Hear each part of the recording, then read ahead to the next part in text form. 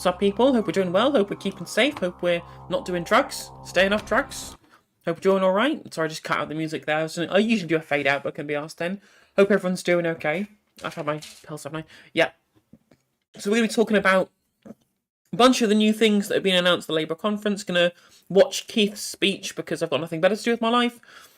But we're going to wait for Jude to come on stream to chat about that.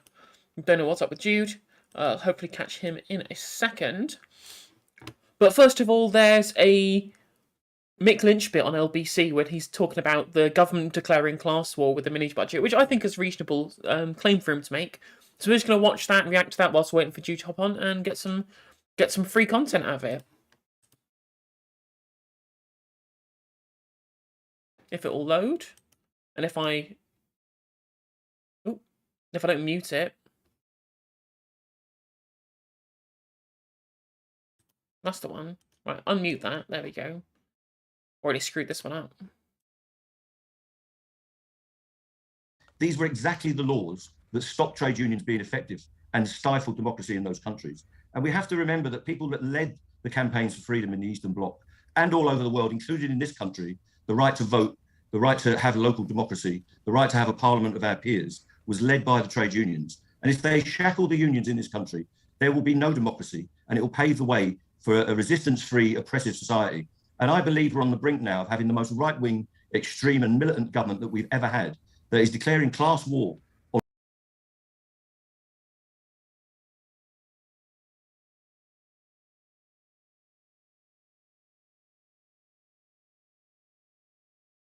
ordinary people by lifting the caps on bankers, lifting the progressive tax policies that we've had since the Second World War, and is going to bring in a barrage of cuts to our public services and further dilution of any worker regulation. They haven't announced cuts to our public services, Mick, but you're saying that you think coming down the line is swinging cuts to public services. What's that based on? Well, if you cut tax and the amount of revenue that the government has... Well, they said they're going to grow the economy, and that will help them invest in public services. Yeah, but everybody disagrees with them. I heard the chairman of the CBI and their chief economist, the chief economist of the TUC, the chief economist of the CBI, and the public budget inspector was on TV last night saying this will not work. This is a massive gamble. It's a massive transition, a redistribution. And also, like she said in her pledges, in all the debates in the Conservative leadership election, she spent the entire time saying that she would cut public services, right?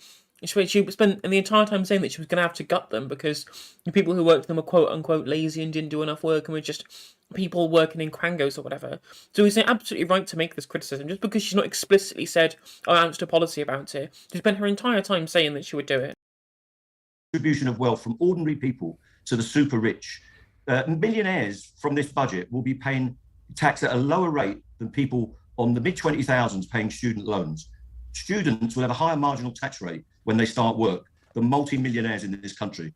That is a regressive transition from progressive taxation towards dole-outs for the super rich. A millionaire will be £55,000 richer next year because of these tax changes. And they want to suppress the unions so that there is no resistance on the streets and no resistance in the workplace. And let's not forget, the right to protest is going to be severely curtailed and made illegal by the other white paper that's coming through and legislation that's coming through, the Police Act, which the police don't even want. We're on the verge of a repressive regime led by right-wing zealots. A repressive regime? That's a bit far, Mick, isn't it? Well, if you oppress... curtailing the right to protest is explicitly oppressive, right? Again, we've all talked about the issues with the policing of protests in Russia, like protesting against the war and that, and the heavy-handed tactics that the police and state use together to oppress those people. If Liz Truss is doing the same thing, well, yeah, of course it's going to be repressive. Oppress the trade unions, you'll oppress everyone else. If you oppress the right to protest in the way that they envisage, you will oppress the entire country. But that will spring back, and we could see serious disturbance in this country if we don't get on with relieving. Yeah, deletion quarter. I think that I have my doubts, right? I think I have huge doubts about whether something like that will actually happen or whether it will be a big enough scale to make a difference, right? If all it is doing is just supplementing the rest of the energy sector, it's hardly like Electricité de France, is it? It's hardly doing what EDF's doing by providing, electricity to, tens of millions of people. If all it's doing is just supplementing the rest of the energy industry, then it's kind of pointless, right? Plus, can we even believe Starmer when he says he'll do it? Like Owen Jones tweeted out, and like until the ink of Starmer's pen has touched the paper that's going to give that bill royal assent, do we really trust that A, it's going to stay entirely in public hands, or B, that it'll happen at all? The cost of living crisis and allowing people to have freedom. But they are spending potentially £200 billion. They are spending potentially £200 billion on exactly that, helping businesses. Who are they giving the money to, though, Ben? Where is that money going? But it is going to help people and businesses. But where, Ben? Answer this question for me. It's unusual in an interview. Where will that money end up? You tell me, Mick. I know the answer. You tell me. Paid directly to the energy. Yes, but it is going to help people with the cost of living. They have acted on that, to be fair. They're giving all of us, including me and you, a loan that we have to pay back through our energy bills. Yeah, like it would say framing it as expanding private sector. Yeah, that's the real key issue there, isn't it? Over the next 5 to 10 years, they are subsidising exploitation through the multi-billionaire oligarch energy companies. 50% of our energy comes directly from the North Sea. They could have taxed those companies so that they lowered the price at the source. What they're doing instead, or they could have just, as Nick Lynch mentioned on Have I Got News For You, they could just sequestrate the North Sea oil fields themselves, just create a publicly owned energy company that takes over the oil and gas fields so that we can sell it to ourselves at a reasonable price and not just pay huge prices but then subsidize it with tax on the windfall profits from the private companies who we sell licenses to be able to drill for gas in the North Sea. And so it's a pathetically stupid process that all it does is make sure that more revenue goes to the pockets of the shareholders of the energy companies, whereas we could just own the fucking oil fields. Is collecting all of that money, the 100 billion or the 200 billion, whatever it ends up being, directly from us, the ordinary taxpayer and bill payer, and paying it directly to those energy companies. That is an outrage, and the quicker that's exposed by people like yourselves, the better. Instead, what you do is sit there for 3 minutes, calling me a militant union baron. I didn't say that. Straight from you did. I asked if people think that of you. Straight from the Daily Mail playbook. Right? Yeah, you asked whether you think he's a militant union baron. Oh, well, that makes it okay then. It's not like immediately going to the most far-right framing that you could possibly have of a union, of someone from a union, right? I didn't what say we've got to do is get a bit of balance. The billionaires in this society and around the world are being subsidised by right-wing zealous governments, and we're seeing that delivered in the first couple of weeks of this regime. And that is going to cause massive division in our society, which is good for no one. Even some of the Tories will be blanching at what's going on. You're right, Miraculous. Hope you're doing well. Here. This is the biggest redistribution of wealth towards the rich that I've seen in my lifetime. No other government has attempted to do this. I can see it as a massive economic failure, but also as a massive social failure. And repression of trade unions is the prelude to all of that. Okay. Because trade unions are the biggest democratic organisation in this society.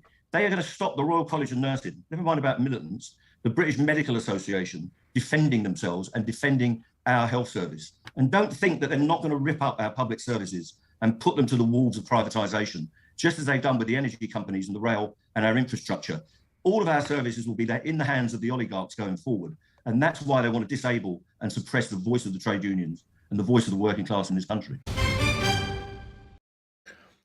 It's interesting. Mick Lynch is a really interesting character in the fact that if he wasn't just so popular for ratings, if he wasn't just ratings gold, they would not give him any coverage, right? If he wasn't somebody who at least pulled in ratings, like they seem to have forgotten their job, as news outlets or whatever, is to provide, not just short-term gains for their shareholders, but also to provide long-term stability for their own kind of profit motive, which would mean trying to hamstring the left. But because literally anybody wants to watch Mick Lynch say words, they've just forgotten about that, and they're just going to platform him destroying them every time. And the water nationalisation stuff is silly because, we're going to have any amount of to any kind of revamping of the water system that we have. Obviously, we're still working on a bunch of Victorian systems, right? Any revamp that comes is going to come from public money either way, right? Public money is going to be used to modernise our water filtration and sewer systems and what have you, and our water delivery systems. So why would they then spend all that public money so that then the private companies can then continue to profit? It makes no sense. It's completely pointless. Why would you do that? It doesn't make any sense at all.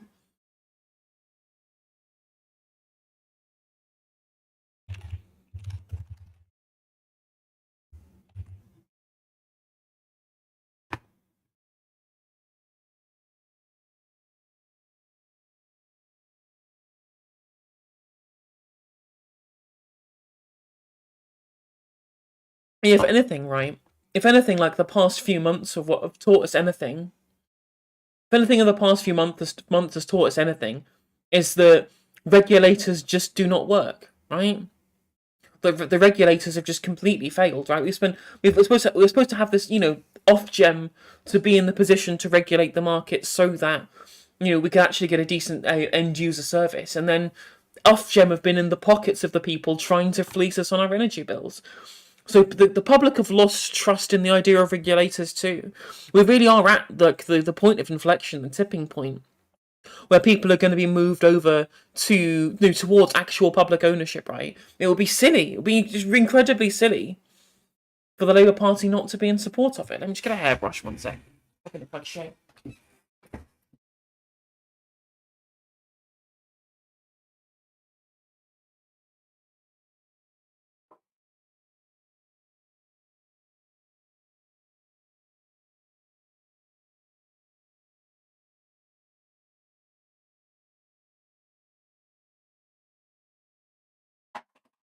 This is now an e-girl stream. 100% regulatory capture, right? So the idea that the British public do not want to just see regulators in effect as the bulwark against privatization destroying the actual capacity of our public services, because they've seen what the regulators do and don't do, and both Ofwat and Ofgem have just failed completely. So the idea that this system is something that was delivering a high quality end user service is just completely fucking laughable at this point. Like,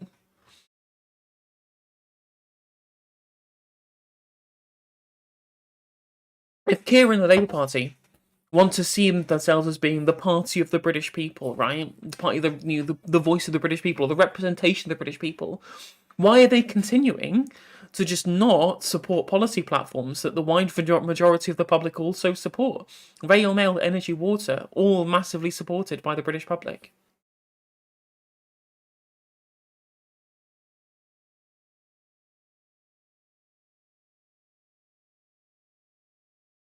All hail the great Sir Keith Stronger KC.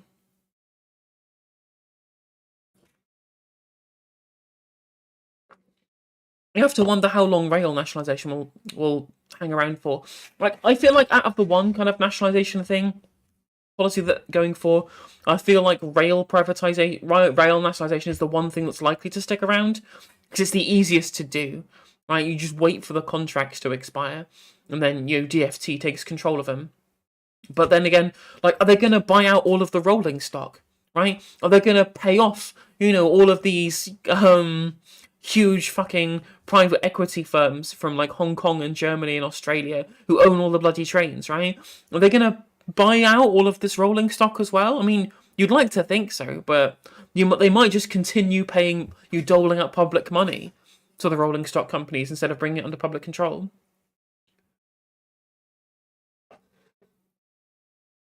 I mean, it's not even a market at the moment, because the tickets can be used anywhere. The money actually just ends up going to the place where you buy the tickets. They just take a surcharge. It gets passed on to a bunch of different companies as well.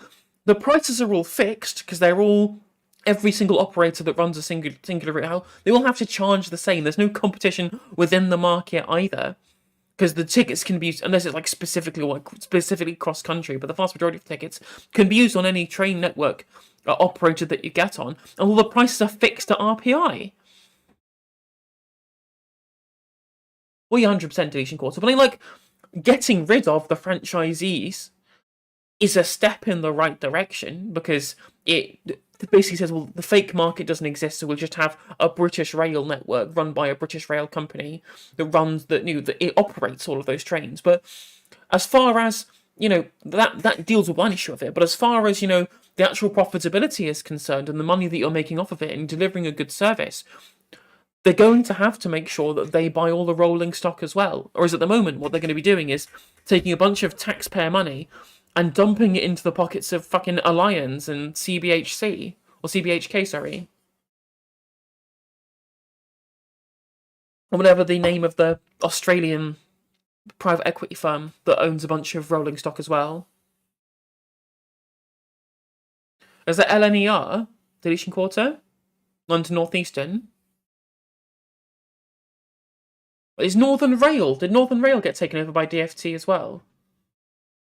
Actually, probably more than likely, Northern Rail, because Northern Rail's service previously under control of Arriva was literally the worst service I've ever. No, there is no rail operator in this country that is worse than Northern Rail. Surely, Northern Rail are the worst. Like their slogan, right? There's the epigram that starts their billboards. Has always been Northern apologises for this late running and the inconvenience caused. That was their slogan. I mean, not officially, but I kept hearing it. So I can only assume that it must have been. Alright, IMH, how you doing?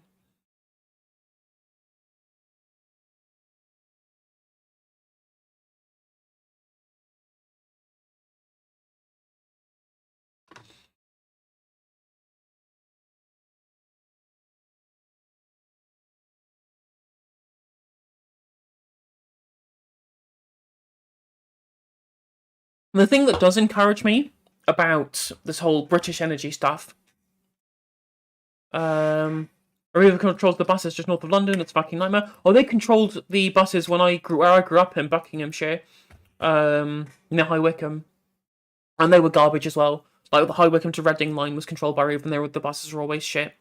Terrible quality, terrible service. Drivers were nice, but it's hardly a fault of Arriva, really, is it? The one thing that I do find encouraging about the whole Great British Energy type stuff is that even if it's incredibly curtailed and not a huge force for change in the short term under like the government of Keir Starmer or whatever, assuming he does become Prime Minister, what it does do, though, as far as leftists are concerned, is gives us a springboard later on where we have a publicly owned entity that we can then use the power of to then engage in acquisitions of private firms to be able to make more of the country nationalised, right? And by having the existence of the publicly owned energy company, even if it's only in the short term, can be used that when licenses are on offer for drilling in the North Sea, for example, that can be given to British Energy rather than given to some other private company, right? Because British Energy used to be a thing. Like British Energy was the company that Electricité de France bought out in the UK. We had a publicly owned, energy retailer that then got sold off to EDF.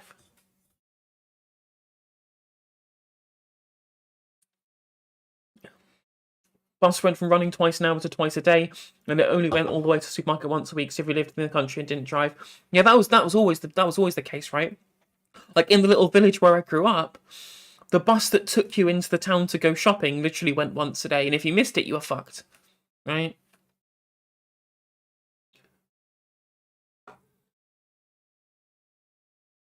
Well, that's the one thing. I think you're right, actually, Iron Mage. One thing we forget with public transport is that it's not just students and young people who can't drive yet need to use. A big user of public transport are old people who can't drive because they're not, maybe they're not physically able to, or not mentally well enough, or the reaction time's not good enough to be let out onto the roads anymore, right? That sounded really patronising. Let out onto the roads, like there's some kind of caged animal, but the old people need access to these things frequently to be able to do things like, just go and get groceries, right?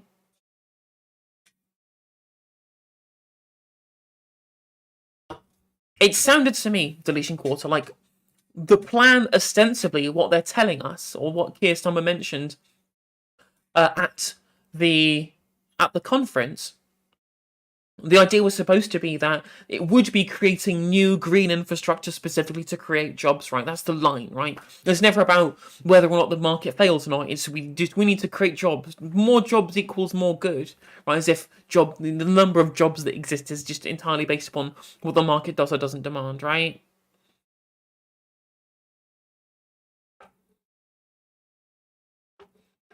Almost certainly not. Like if Keir Starmer is at the point where he's inviting private companies to come sponsor the Labour conference, right? Including Royal Mail, whilst their workers are in the middle of a strike and a dispute, right? Then, he can't afford to disrupt the market, otherwise he will lose the good graces of the market sector.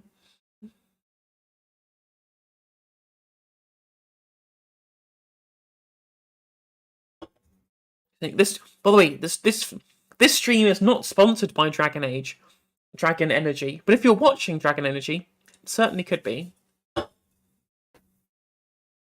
New Statesman sponsored Drax Fringe, bloody hell.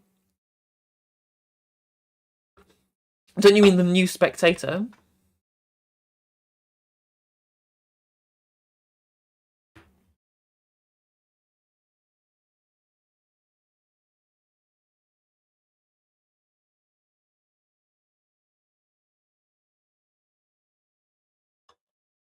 Yeah, it did. I saw.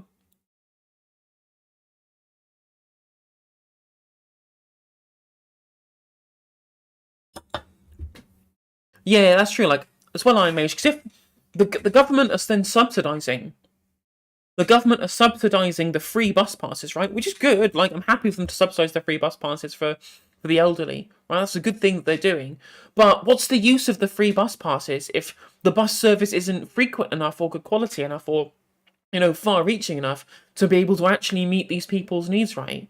And then what even is the point? And then again, what is the point in having these free bus passes being handed out to the private sector that can then pick up the tab, and then the public sector throws money at them to be able to deal with the fact that they're giving free transport to people, when you could just have a publicly owned bus service where you didn't charge people in the first place, so they wouldn't need the free bus pass at all. Yeah, 100% deletion quarter. I hate it. Like how it showed. Well, we were watching the Angela Rayner speech yesterday. No, I didn't see episode 3 of Labour Files before it got taken down. Unfortunately, I wish I did. Wish I'd recorded it so that there was a so if I uploaded it to my channel whilst it was on and then they took it down, I'd then have the ability to get loads of views because everyone would come to my channel. Fucking missed out on that shit, didn't I?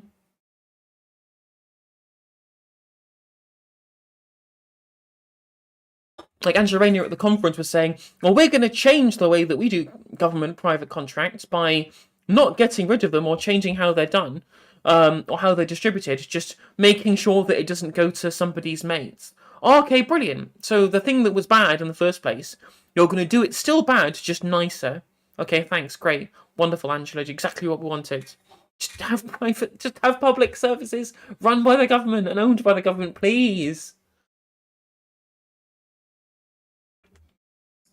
Can you find me a link? Is there a link anywhere for Labour Files about episode 3?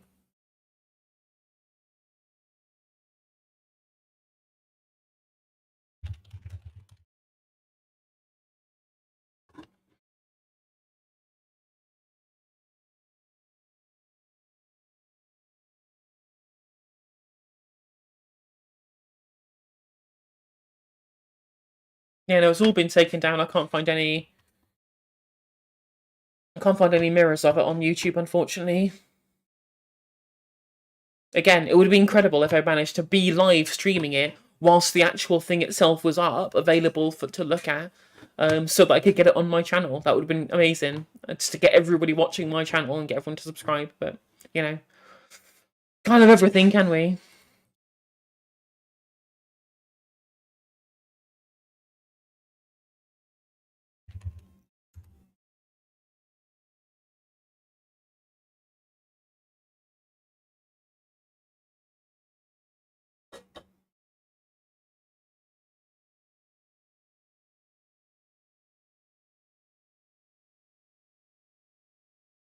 The other frustrating thing is deletion quarter. Is that even if we did get a bunch of policies that I genuinely thought were good off on you completely, 100%, although I wouldn't change them, right? A, how can you trust that they would ever be enacted? And B, how can you trust someone like that in government who, considering what we know about him now and what we know about the Labour right, considering what they have and what they've done to the internal membership, considering what they've done to the internal membership over the past however many years, right? Giving someone like that the keys number 10 is dangerous. It's a dangerous proposal.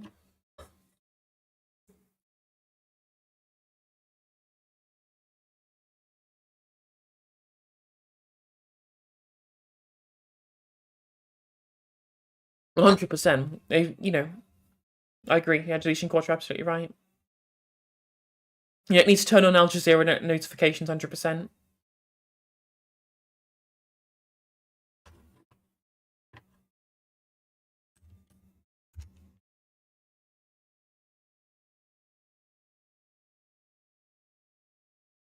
Yeah, exactly.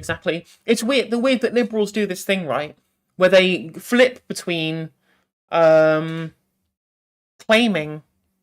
that the Tories are going to win if leftists don't vote for Labour, right? If the leftists don't fall in line and vote Labour specifically, then all you're doing is enabling the Tories, and you'll get the Tories in the next election. Things will be worse for everybody. They somehow flip between that, and then then they also will continue to say, well, we can purge the leftists because we don't need them in the party to be able to win. I'm like, well, what is it? Are we Tory enablers, or are we people that don't matter? Like, make up your mind. No worries, Iron Major. I do appreciate the thought, though. Didn't Labour put in an injunction to get it taken down? That's what I heard. I don't know the veracity of that claim, but before the Goon Squad come at me for disparaging the party, not that I'm a member or anything, but I'm part of an affiliated union.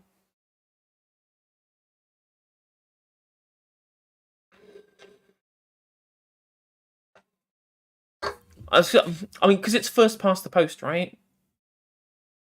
But then again, like, if you're a Labour voter in like a blue-yellow constituency, then technically you're also a Tory enabler by that same logic.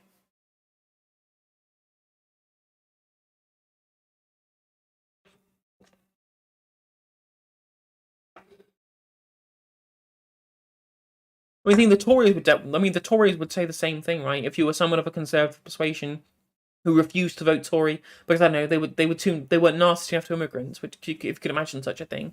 Well, that's the line they're going for now, because Liz Truss has said that she wants to increase immigration to boost growth, which amusingly is the single correct thing that she said. Immigration does boost growth. It's been the easiest way to boost growth since forever, right?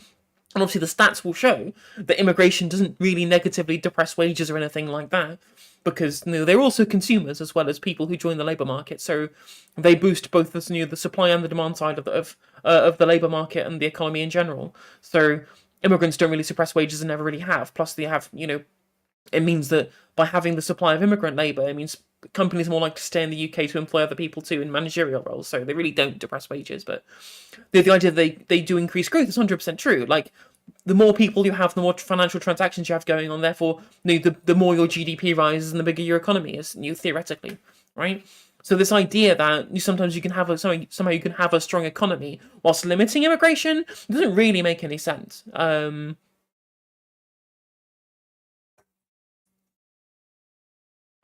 Yeah, 100% Iron Mage. Like, it may feel like a two-party system over here, but it really isn't. Well, that's why, right? So one of the big things that's been talked about here is a specific move to proportional representation. And I'm like, well, I know that the delegates want proportional representation, but I don't want proportional representation. I want ranked choice voting, right?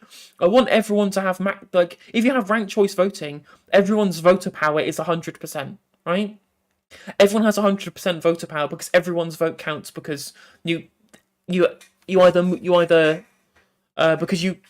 vote always goes towards at least one of the top two candidates, right? In a two-horse race, that is. So everyone at least gets to vote for one of the top two candidates. So you have very high voter power in a ranked choice voting system. But what it also does is lead to similar levels of parliamentary majorities as first past the post does. So you get to pass wide sweeping reforms. If you're a leftist, if you are a socialist,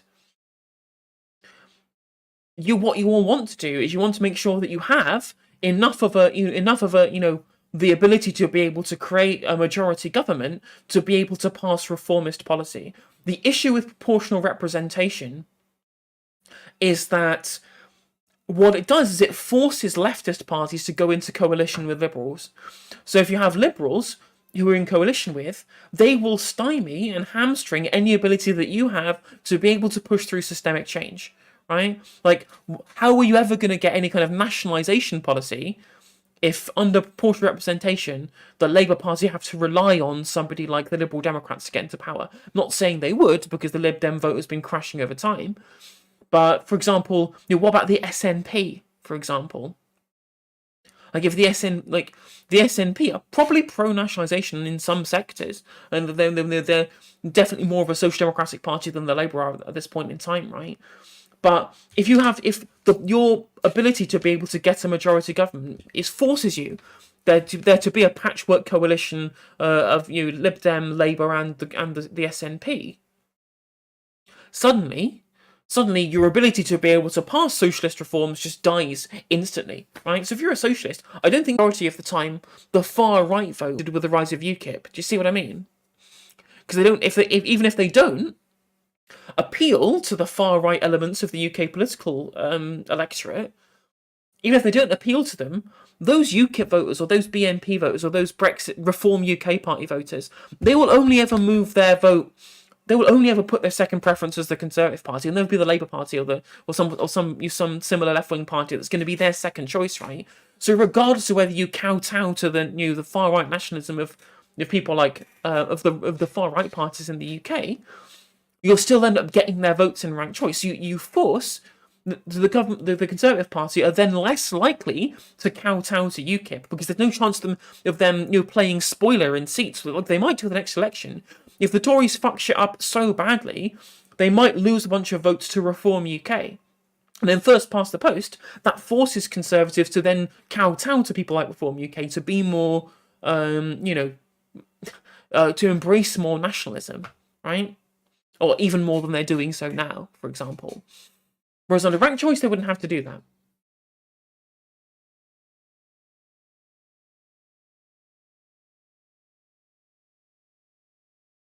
Local level, you spend more time getting people who would usually vote Conservatives vote Green or ANCAPs, and it's basically a way to waste their vote in order to level Labour. During Brexit, all the local places that usually had Labour signs switched to Lib Dem, and they haven't switched back. Well, that's true. There's been rumours that letters have been sent into the 1922 committee. I think there's no one's shown me the veracity of any of these claims, right? They could be entirely erroneous for all I know, but I have no idea. It could be, I'm not sure. I wouldn't be surprised though, if so. Like, the one thing that everyone says that the Conservatives are supposed to be good at is being, the fiscally prudent party, the party of sound money, for example. They're supposed to be the people that businesses could put their trust in to make sure the economy functions smoothly. And that's just never ever, I mean, that's just a complete lie. That's been a complete lie forever. They've never ever been the fiscally prudent party. They've always been a fiscally reckless party because what they will do is always do what is in the best of either their donors specifically, or the bourgeois and business elite as a whole. They have no intention on making the economy healthy, because their only care is to benefit big business. For example, right? You look between 2010 and 2016, I guess, until new David Cameron and George Osborne were ousted post-Brexit vote, right? And the whole of this period, and the austerity period, borrowing was at the lowest it's been in the donkey's years, right? Like, we reached a high in 2007 of yields of about 5% or so, and then they dropped down to below 2% all the way through the Cameron and Osborne government. And so borrowing was really cheap. They could have engaged in investment. They could have engaged in stimulus to get our economy back on track, given coming out of the financial crisis, right? They could have done that, but no, they pursued austerity as a political choice, specifically because they knew it would benefit rich people and punish poor people. Now, as I've said previously on stream, I think they're different in that David Cameron and George Osborne were doing it because they genuinely believed in this nonsense conservative value about the value of hard work, and attacking skivers, as they would say, benefit cheats or benefit scroungers, was a political choice that they engaged in ideologically to try and punish people that they thought had the wrong kind of values. And so they engaged in austerity because they believed in the idea of a small state ideologically, and they also believed in the quote unquote value of hard work ideologically as well. So they believed that the nation would be better if they made people more rely on charity rather than the state, and if they made people who were previously on benefits force them into the worst work possible, or workfare, right, where they actually have to work for their benefits. Rather than compete in the market. It was really cruel and nonsensical thing to do. But, as I've said previously, the most important thing for them to do post-recession, after the financial crisis, was to make sure that the economy kept turning.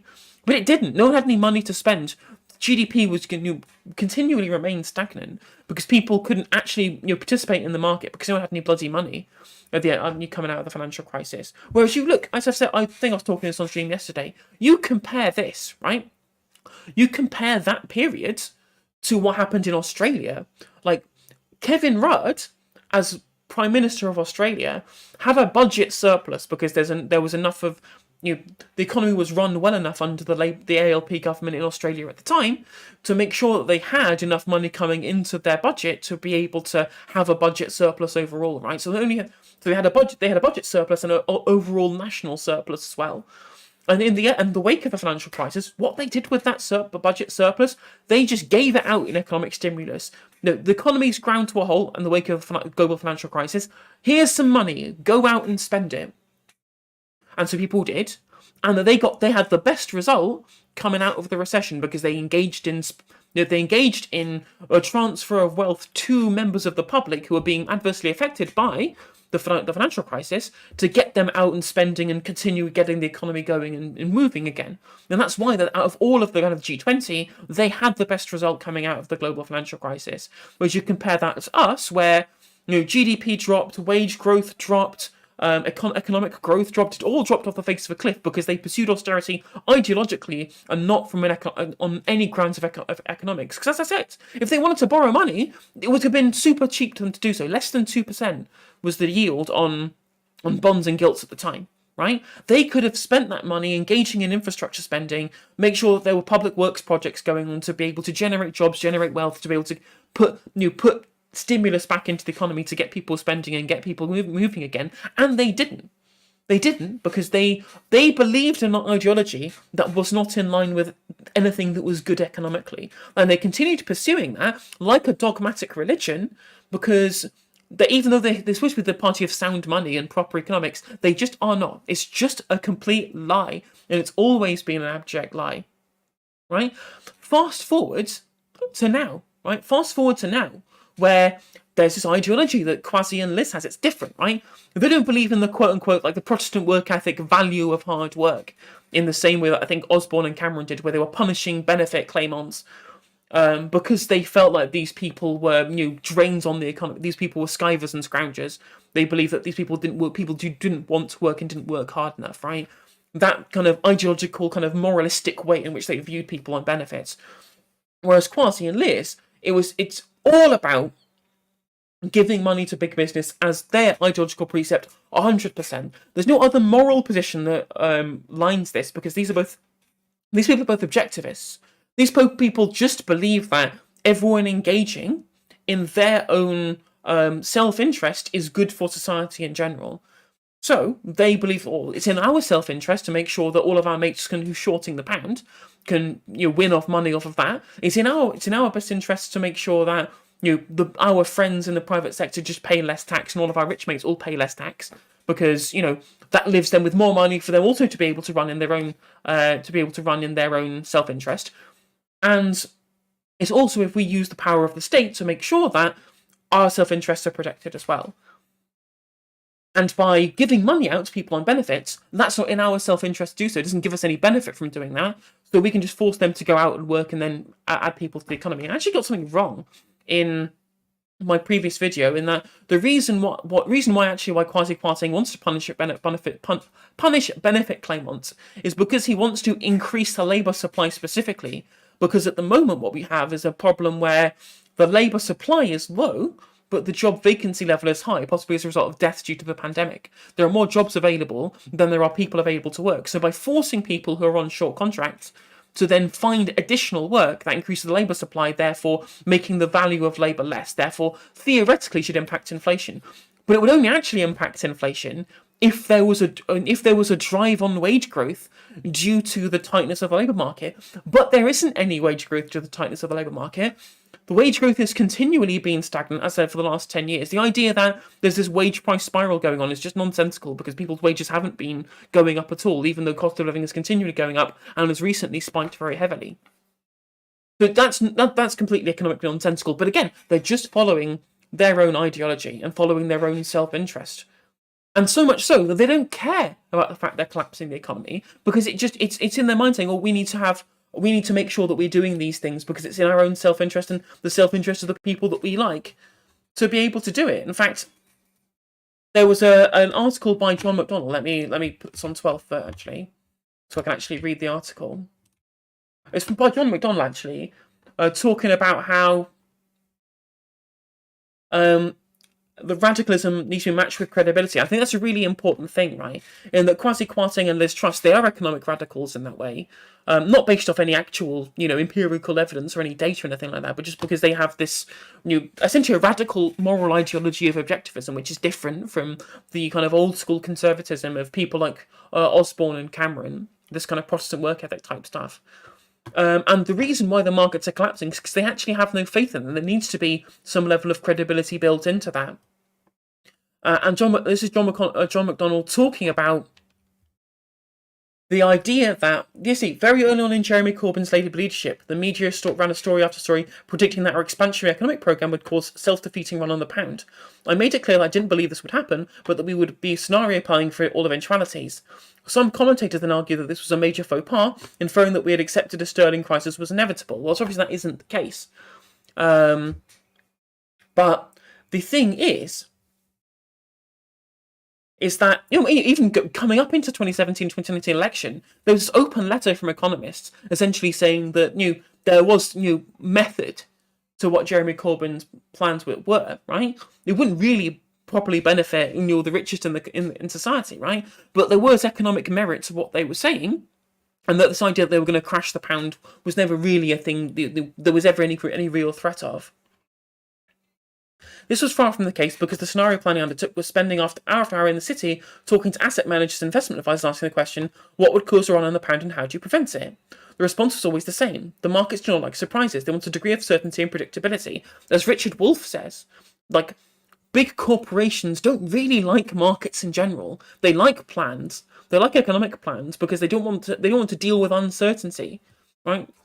They just want to continue the money train churning in. That's why things like, as much as I disagree with the Dengist approach to workers' rights and stuff like that, the Dengist approach to a kind of state-oriented market economy is much more financially viable than just a free market, laissez-faire hellscape that we're going to be moving towards, because by having the state there, a robust state available to direct the economy, it gives the private corporations the understanding that there is some level of market predictability and market certainty underpinning that to make sure that the levers of profit continuing to function.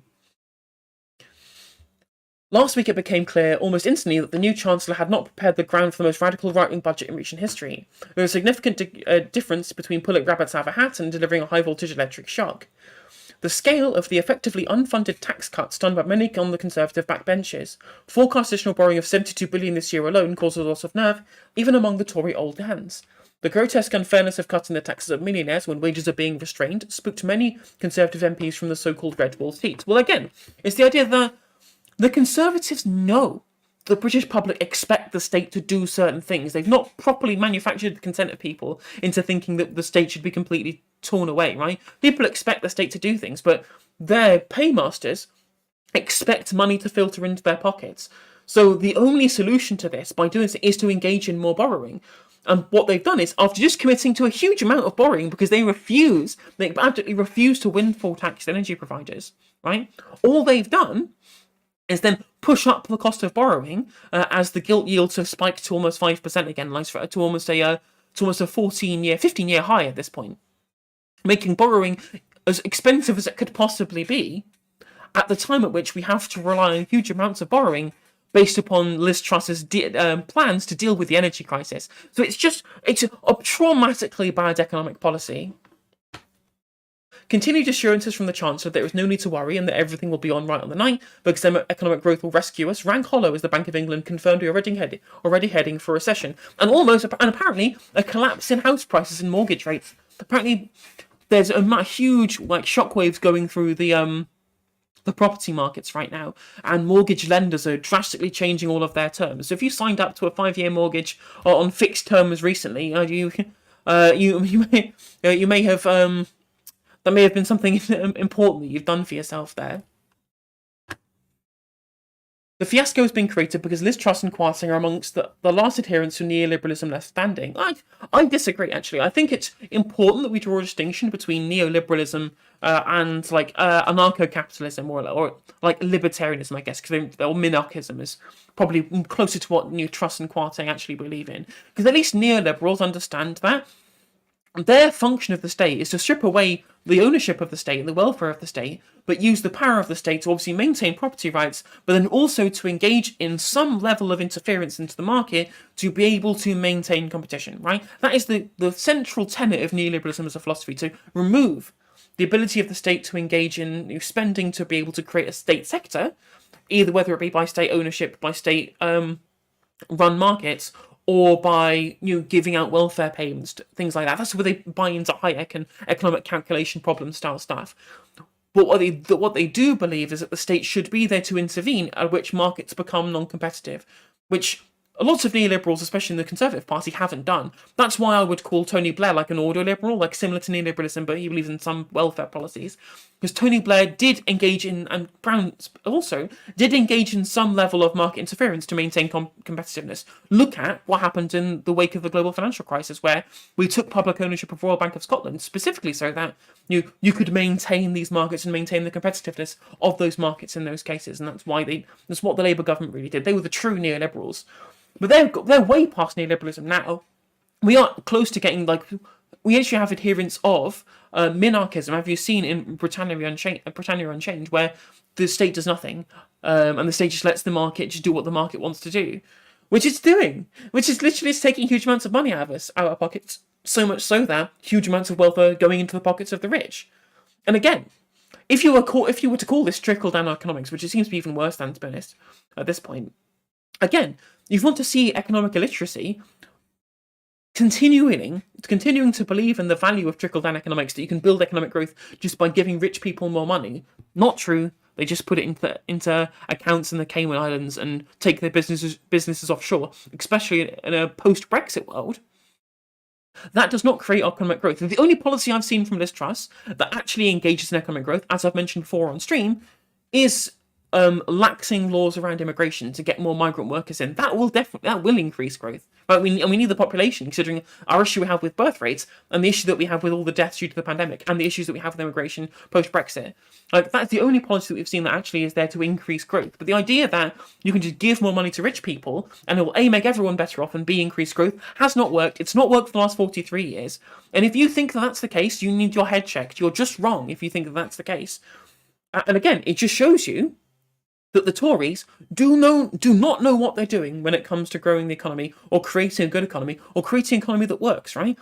Even if you're just looking at this from a purely economic perspective of an economy that functions in the best manner possible, it's just not true. It's not equitable, it's not fair, it's not good, and it doesn't lead to proper utilitarian outcomes. No matter what kind of moral framework that you're looking at this economic policy from, right? It just fails on every single possible metric.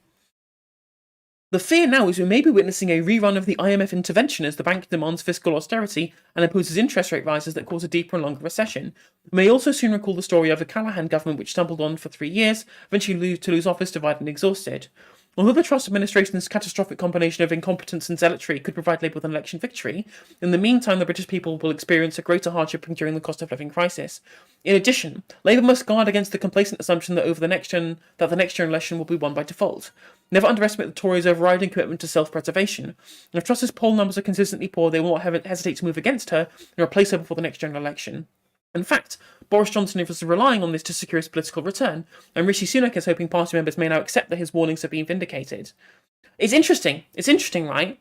Considering that Rishi Sunak was essentially saying all of this from the start, right? Rishi Sunak was essentially saying for the entirety of the election campaign that Liz Truss's promises for the economic policy were completely unfounded. That she didn't know what she was doing. She was going to she wasn't going to fix the economy, and that the corporation tax rises were necessary to be able to put money back into the exchequer post-pandemic, and that her unfunded promises were never actually going to be able to give us the economic future that she promised us. And all of the Tory voters, remember we watched all of the coverage of all of the Conservative members at the hustings coming in and saying, well, I'm going to support Liz because I believe that she has the most what was the word that they use? The most positive outlook. She's the most one who's the one giving us the most hope for the future. Who's giving us the most.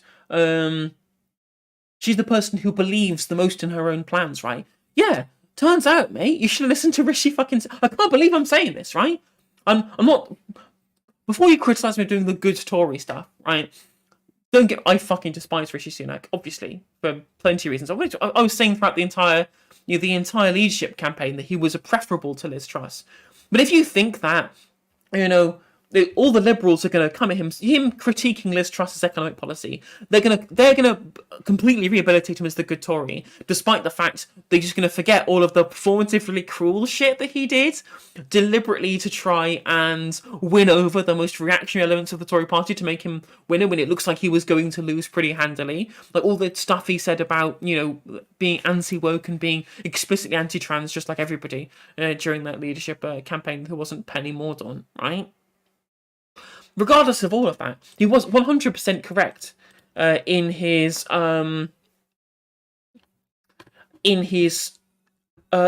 appraisal of Liz Truss's future economic plans. So much so, in fact, here is an article from The Spectator trying to critique his explicit position at the time. There will be a run on sterling, the gilt markets will be in freefall, and the FTSE will tumble as global investors take fright and sell off every form of British asset.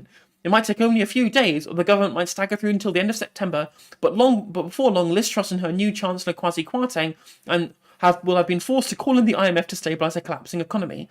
That is, at least, according to former Chancellor Rishi Sunak. With just a few desperate days left in his Duma leadership campaign, he has declared his opponent's tax and spending plans so wild and reckless, they'll risk a full-blown sterling crisis, the sort we've not seen since the 1970s. Well, look what happens. He was just 100% right. You've got to, real recognise real at the end of the day. He said that. I agreed with them at the time. We both agreed that the economic orthodoxy of low corporation tax, for example, wasn't something that was going to lead to future economic growth. We both knew this, right? You don't have to be a Tory to understand that what was happening. This was what was going to happen, right? Or that what Liz Truss was promising was completely stupid, right? And there you go. We've all been vindicated completely. There you go. So yeah, Tories not good at economics, right? Pound lowest against the dollar it's ever been. Economy in freefall, bond market massively increasing percentages for yields on gilts, right? We're looking at people selling a huge amount of stock. We might even have the IMF actually doing the bailout package that that Rishi Sunak and myself would have said was going to happen in the case of Liz Truss and Kwasi Kwarteng engaging in their ideological nonsense. And again, there is no economic basis for any of this whatsoever. Yet here we are. Tories have absolutely destroyed everything. Hey, thank you for the subscription, Boy Meets Mini. Welcome to the Justice stream. I hope you're doing well. Thank you for the kind message. I'm happy to raid you last time. And speaking of subscriptions, if you're a viewer watching this on YouTube in future, you can become a member for just 99p. Get half the emotes you get on Twitch for a third of the price. If you're watching on Twitch, you can also subscribe. And if you're watching on YouTube, if you want to like and subscribe and also click the bell, it will notify you when I go live as well. And there should be videos on the left of your screen right now for any additional content. And I'll catch you on the next one.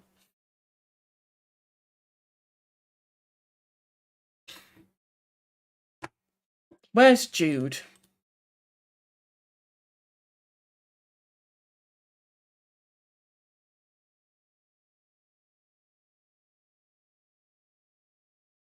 It is the Mick Lynch Giga Chad emo is a sick emo. I'm not gonna lie, we do love it. We do love it.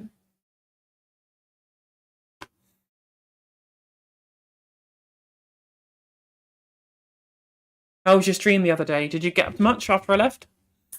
I couldn't stick around, unfortunately. So.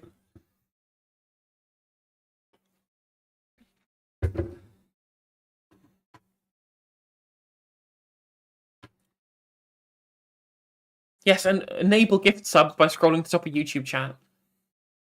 People missed out last time. Speaking of the terrible mini budget, let's watch James O'Brien's reaction to it. Wherever we were on Brexit, however cross you are with me about being right about other stuff. Just think about this.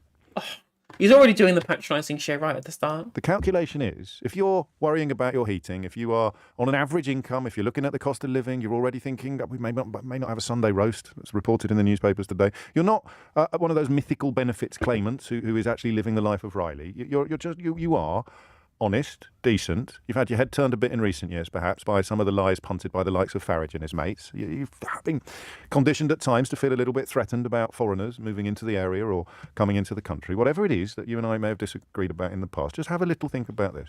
If you have anything like economic concern at the moment, if you are in any way worried about what is on the horizon, Kwasi Kwarteng's calculation is that by giving me thousands of pounds, he's really helping you. If you are in that situation, if you are somebody who is facing economic difficulty, worrying about your financial situation, and you've just got very little of Kwasi Kwarteng in percentage terms or in actual financial terms, you've got your national insurance cut removed, which means that social care is back where it was a few years ago. It was Manchester United, sorry, not Liverpool. I do apologise. I'm quite excitable at the moment, but honestly, lads, if that's what you're going to pick me up on a morning like this, then frankly, I don't know why I bother. So if you honestly think that by giving me thousands of pounds, Kwasi Kwarteng is somehow helping you, give me a... Yeah, I met a homeless guy the other day. I met a homeless guy, and I felt really sorry for him. I wanted to make sure that his life would get better. So what I did is I got a £10 note. I went into Lloyd's TSB and I gave it to one of the bankers there, safe in the knowledge that eventually it would trickle down to the homeless man. Ring and talk me through it. 0345 6060 973, because I feel the planet's aligning a bit this morning. I've already told you that I occasionally worried that my obsession with what these secretly funded lobby groups masquerading as think tanks were doing to British politics may have been a little bit conspiratorial. I'm never going to get a clearer vindication than we've just had in the House of Commons. It's as if these fiscal statements were written by the kind of ghouls who refuse to tell you who pays their wages. But the other bit of it, of course, the other... It's incredible watching James O'Brien just immediately realise how wrong he's been for the last 6 years in real time, right? Just immediately go, maybe all of the stuff I was doing that was in line with all of these think tanks, more the rest of the client journalists and the media sphere, it's almost like I was in the wrong for that whole period. Planet, if you like, that is aligning is the footballification one. How many times on this programme have you heard me talk about footballification? The idea that people will cheer their team regardless of what is happening on the pitch. And we refer back to our friend in Idiot's Corner, who is now talking about people talking down the economy, even as Kwasi Kwarteng gives me thousands of pounds and gives him nothing. I mean, this is the day that if the scales don't fall from your eyes, they never will. There's a compelling argument to be made that apart from the bankers and the hedge fund managers and the investment funds, the people who and the American tourists, the people who benefit most from Kwasi Kwarteng's budget, Kwasi Kwarteng's ideology, are homeowners with no mortgage because interest rates are going up.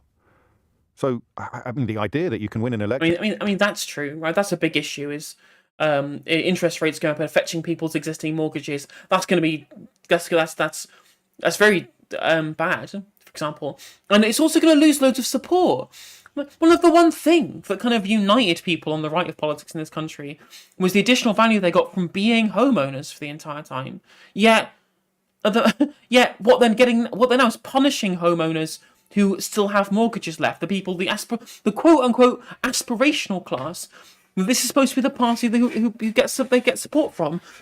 The vast majority of people who actually own their own homes at this point are landlords. 45% of UK landlords own the entire mortgage and you're just making money from nothing at this point. It's institutional investors that are going to get the best out of this. With the support only of idiots like Loz and wealthy pensioners who've already paid off their mortgages is remarkable.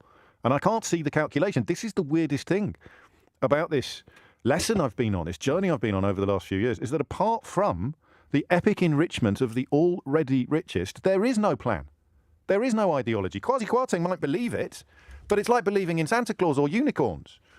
Except, of course, one of those things exists. It's like believing in unicorns. It's like believing in fairies. He might genuinely believe that by giving me thousands of pounds, he helps you. He might have had to believe it. It might be almost religious.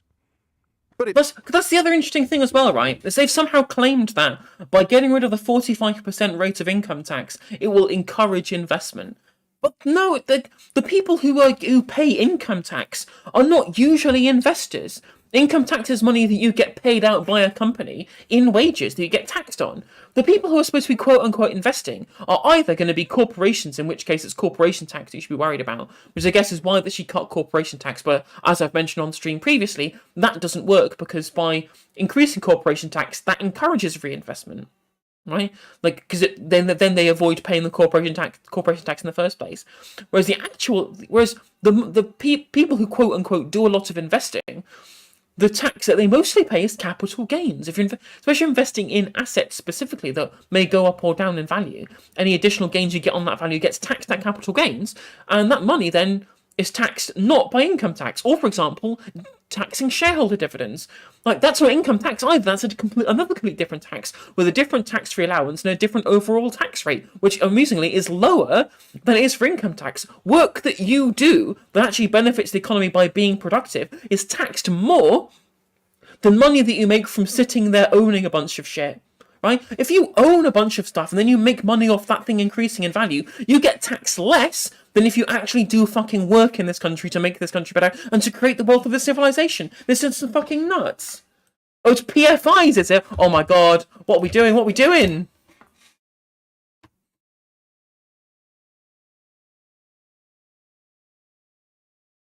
It's a generation coming up retail. Well, that's better. Not nationalising, obviously. Start up to grow British renewables.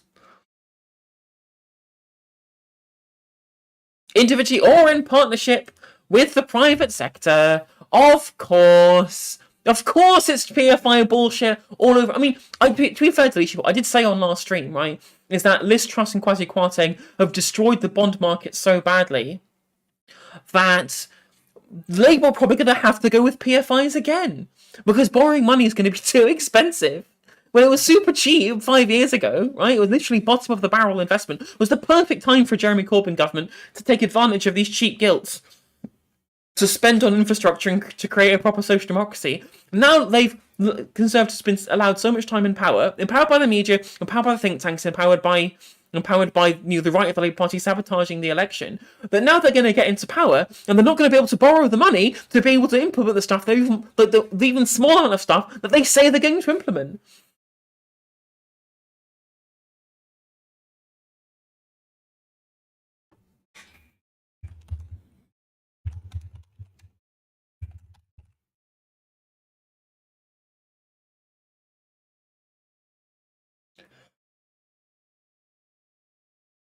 I mean, I don't mind the idea of exporting energy. Like, we at the moment, we import electricity through undersea cables from Norway. I mean, it's true Scottish energy, but like, well, in the moment we have we literally pay EDF, who took over our previous state-owned energy retailer in the UK.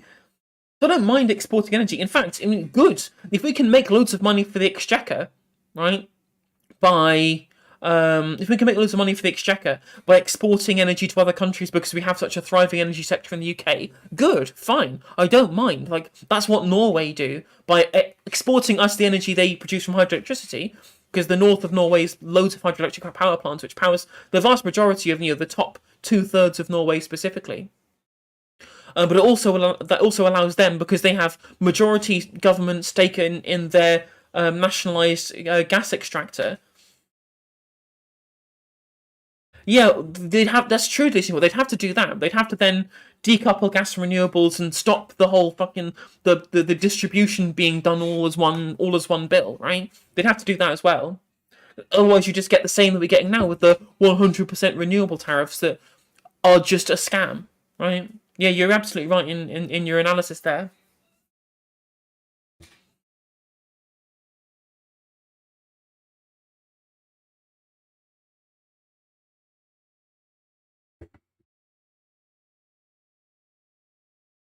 Because, I mean, the big issue that we have, again, we're just missing the same problem here. The big issue that we have at the moment with energy in our country, it's not about retailers, it's not about generation, the issue is extraction. The issue is that we have to pay wholesale gas prices, even though we have gas on our doorstep, because we sold off the licenses to those gas fields to private entities. I mean, Aaron Bastani writing an article in fucking unheard of all places, That's major sus vibes.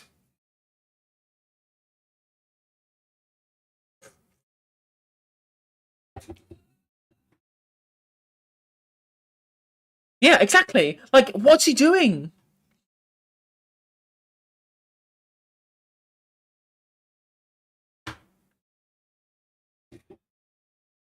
Although there's people in the replies of this tweet saying things like, well, it needs to be a retailer. Like, I actually don't care. Like, I actually do not care about whether or not there's a state-owned retailer or not. Like, at the moment, because of the energy caps and stuff like that, retailers have their profits capped at 2%. Like, obviously it'd be better if they were nationalised, but whether or not it happens or not, I really don't care about. The issue, as I said, the issue is the issue is with extraction, and the issue has always been extraction specifically, right? And creation and generation from renewables. So, ostensibly, having a state-owned energy generator that focuses on renewables and creates a huge renewable sector to be able to power lots of our energy, a la EDF. Fine, good, not a problem, happy to have it. But don't make it a fucking public-private partnership. Like, even Macron, even centrist Emmanuel Macron, is renationalised the entirety of EDF rather than having it as being a majority government control, right? Even Macron was happy to renationalise it because of the energy crisis. Like, Keir Starmer is to the right of fucking Emmanuel Macron at this point, the guy who supported the El Khomri laws. What's he doing? What's he doing? What's up with him?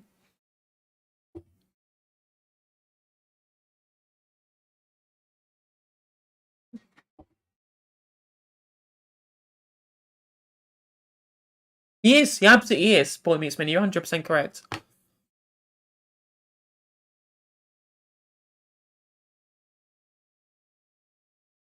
This comment is reasonable in similar to what I was saying, that like foreign exporting energy both at home and abroad, like exporting energy abroad as well as providing energy at home is good, because then you can use the money people are paying in other countries to subsidize our own bills. Like, I get that, that's fine, but again, it has to be owned entirely by the government. It can't just be another PFI venture to be able to fund it, unless of course. The only way I could think that'd be beneficial is if you use PFI investment to get it off the ground first, but then you have a sunlight in what am I talking about? Moonlighting is the term I'm looking for. But you have it written into the PFI contract that after a certain amount of time, once the debt is repaid plus interest, they lose their stake, right? I think that's the only way that I could see it being reasonable to operate in that fashion. Because at the moment we don't have any of those sunsetting. That's right, sunsetting. We don't have any sunsetting proposals in the PFIs from the New Labour era. So we just continue having to pay out government money in PFI repayments to these people because there were no sunsetting clauses in any of these PFI agreements. I mean, positionally, like where he's positioning himself, like he does seem to be more right wing than Biden. I don't know. They seem very similar. I feel like Biden is actually more willing to position himself to the left outwardly. As for actual policy, I think Starmer is very slightly to the left. I mean, the announcement of GBE is more than what we are seeing from the Biden administration, right? Where they've reneged on a public option. They've not done anything. They've not used the power of the state to be able to, reduce gas prices by again taking government control of the extraction process, which is what they should be doing, like Norway do. They could do that, but he's not doing that. So I think overall, but I do think that Biden is further to the left of previous Democratic leaders than, I think Starmer is to the right of other Labour leaders, if you see what I mean. Yeah, I think that's a really good way of putting it, is how one approach to do it. Labour is on the right-hand side of the left, and Biden is on the left-hand side of the right. Insofar as Biden looks more left-wing, because we're so used to the Democrats just not engaging in any kind of left-wing positioning whatsoever. So it's refreshing to see Biden say things like trickle-down economics doesn't work, capitalism needs competition, otherwise it's exploitation. We need to make... we need to be explicitly saying Amazon, we're coming for you at the trade union gala that he spoke at in the United States. We're not used American prime ministers being like that. But as for his actual policy prescriptions and what he's done, like he's on the left of the Democratic Party, but they're a right-wing party, so he's on the left-hand side of the right. He's on the left wing of the right-hand side of politics, whereas Keir Starmer is on the right-hand side of the left wing of politics. If you see what I think, that's the position that I would go with. But Macron is a centrist and is positioning himself to the left of Starmer as well. So clearly Macron got a bit spooked by the Mélenchon campaign. Especially, he definitely got spooked by Le Pen, because obviously Macron has kind of taken wholesale, like, a bunch of the Islamophobia that the national rally that we're trying to put forward in the election campaign.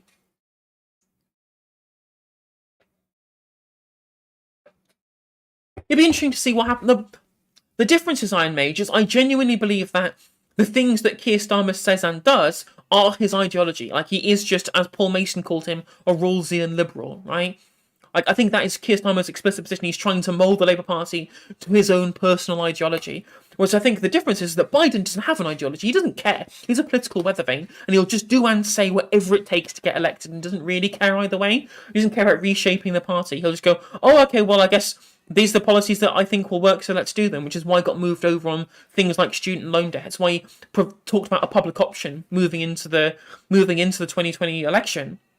And he specifically did that because he was being pushed on policy by the left-wing elements of the Democratic Party, right? The social democratic interests, essentially, moved Biden over on policy because he didn't care. Biden doesn't really care about political ideology at this point, at his age especially. He just wanted to be the president for his own little fucking, to get his own little special, to give him the good feels, right?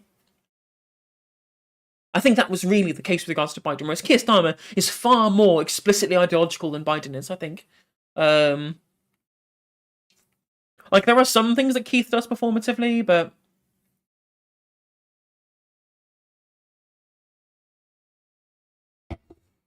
I mean, I don't know. I'd have to have a conversation with Starmer to see what, I don't know. But Biden is definitely more of a political weather vane than Starmer is.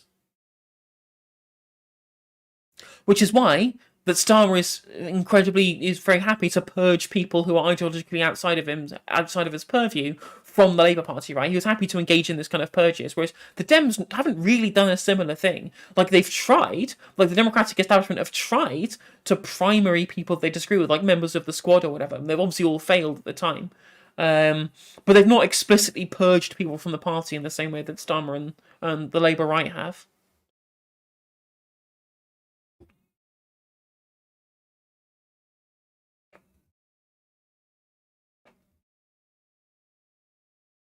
Be interesting to see what happens at the midterms, whether the Democrats can put it off. Be interesting to see. Like, there's been a real kind of political alignment going on.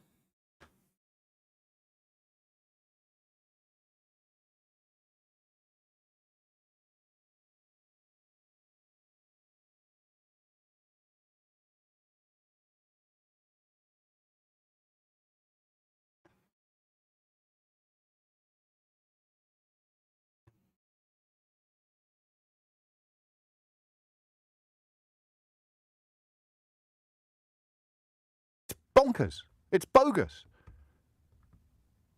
It's incredible what's happening to this country in real time. Brexit was the mother of all alarm bells, and people thought it was a heavenly quiet. Oh, shut up, please, shut up. Shut up about Brexit, please, James. Oh, yeah. People still bend the knee to Brexit, even as it picks their pockets. You listen to a government claim to be obsessed with growth while still doing a lap of honour for the achievement of pulling the entire country out of the biggest free trade area in the history of humanity. You give a single fig about growth. You're straight back into the single market. By tea time. Not by Christmas, not by 2025. Yes, everyone on YouTube, everyone who's watching on Twitch, go find me on YouTube and then drop a like on the stream on YouTube as well. Let's get this let's get the algorithm to go burr. If you give a monkeys about growth, truly, you're straight back into the single market. But they can't do that. What are they doing instead? Oh, well, we are abolishing the cap on bankers' bonuses in order to attract people from overseas to come and work here. Going overseas to work? That sounds like fun. You mean like in a form of freedom of movement? I'll have a bit of that. No, you won't, mate. We've abolished yours. And we're still boasting about it. Here's Jacob Rees-Mogg to tell you why it's a great idea. But that point there... I mean, you say that, but they're trying to get more immigration in to try and boost growth correctly. That idea that they are now so contemptuous of you. Legend, DP Mike. Thank you very much. They think you are so pathetic that they're going to give me money, Mr. Woke Man, James O. Brexit. And if you go into the YouTube stream as well, if you turn on allow gift subs, if it gives you the option, I think there's a couple of gifts from yesterday or from the other day that's still floating around for people to claim. Is getting thousands of pounds off these people while you don't know how you're going to pay your electricity bills, and they want you to believe that by giving me this money, they're actually helping you. Oh, it's the politics of envy. Oh, he's a champagne socialist. I've got the money. Thousands of... I think the incline in immigration post-Brexit has gone down, right? We're still, like, people coming into the country are still gone up, but the rate at which they're coming in has dropped, as far as I was aware. Pounds better off at 12 minutes after 11 today than I was at 10 a.m. or 9 a.m. Don't waste tenpence telling me to give it to charity or volunteer. I want a better and a fairer taxation system. And today we got the opposite. And you're still, perhaps, cheering for it, are you? Yeah, it's quite right. It's great that I don't know how I'm going to pay my electricity bills, and that arse on the radio has just been given thousands of pounds by the people I voted for, and he didn't. Go on, riddle me that, guys. Come on, help me out. You voted for this. He's just given me thousands of pounds. I think, speaking of this as well, was it? There's a clip. Was Lucy Powell? I think it was at the conference.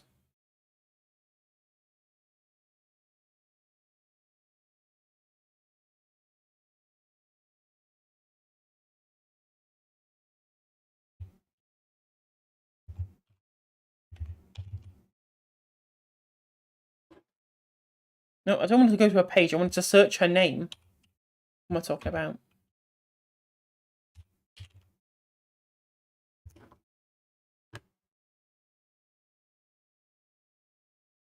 Lucy Powell. Fucking hell. I can't type today.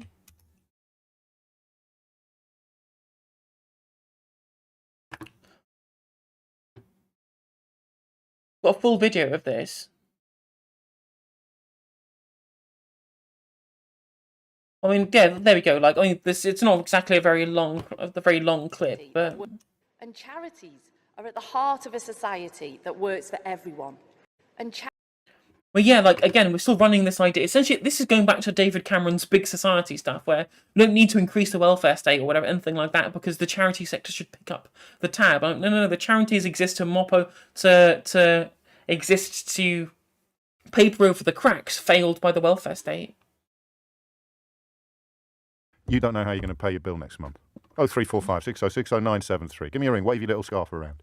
Wave your little Brexit scarf, your little Tory scarf, your little free market scarf, as you face financial oblivion and I'm getting cheques showered on me by Kwasi Kwarteng's fiscal statement. Talk me through why that's right, why that's fair, because I don't think it is, and I'm winning. He has created a budget designed entirely to further enrich the richest people in society. I don't even know how they're going to dress it up. I don't even know how the Daily Mail is going to deal with this. 629,000 people in this country currently earn over 150 grand a year. And he's decided that they're the ones that need the most help. We are the ones that really need the money at the moment. Let's crunch these numbers, lads, and find out how we can give people earning over £150,000 a year a serious chunk of change. Oh, and people on universal credit, let's try to make their lives harder at the same time. That's where the class war kicks in. And the challenge for the Labour Party is to somehow... Where were you in the class war in 2017, James? What were you doing in 2017? Tell me. Persuade people that they are a hell of a lot closer to the universal credit constituency than they are to the 150 grand a year constituency. Solve that riddle, Keir Starmer, and you will be in power for a generation, because people don't like it. No, God, no. Universal, no, not me. I'm on the side of the 150 grand a year plus people. How much do you earn? £40,000. But you're on the side of the super rich? Yeah, I'm a Tory, aren't I? Yeah, hey, striver, not a skiver. That fella over there on universal budget's working 2 jobs. He's working 38 hours a week. Yeah, but, you know, I don't know, Brexit or something? Fish? No. I think, actually, this is some good analysis there, at least superficially from James, in that this false dichotomy between strivers and skivers, right? Where, people at the top of the Tory party were calling people who earn reasonable wages but aren't explicitly entrepreneurial, quote unquote, plodders. And I think all the people would say, no, hang a minute. Again, it's central to this. I mean, James won't say or tell you this, but central to this is Marxist precepts, right? The wealth of civilization, as Mick Lynch will put it, is created by people who actually engage in labour. By fronting up capital and being a quote-unquote entrepreneur, that does nothing to actually create any wealth. The wealth is created by the people who do the work in the first place. Because without their labour, the capital itself would be completely meaningless.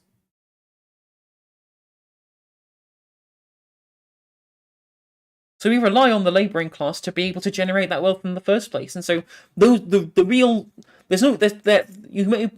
want to make this dichotomy of strivers and skivers, but that doesn't stop the fact that people who are the quote unquote striving to be able to better themselves by becoming an entrepreneur actually do less for society in general than people who actually do work.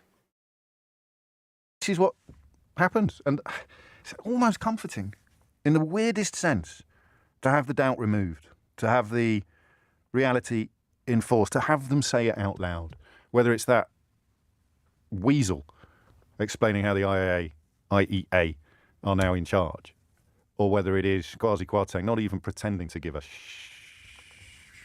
about you while giving me money.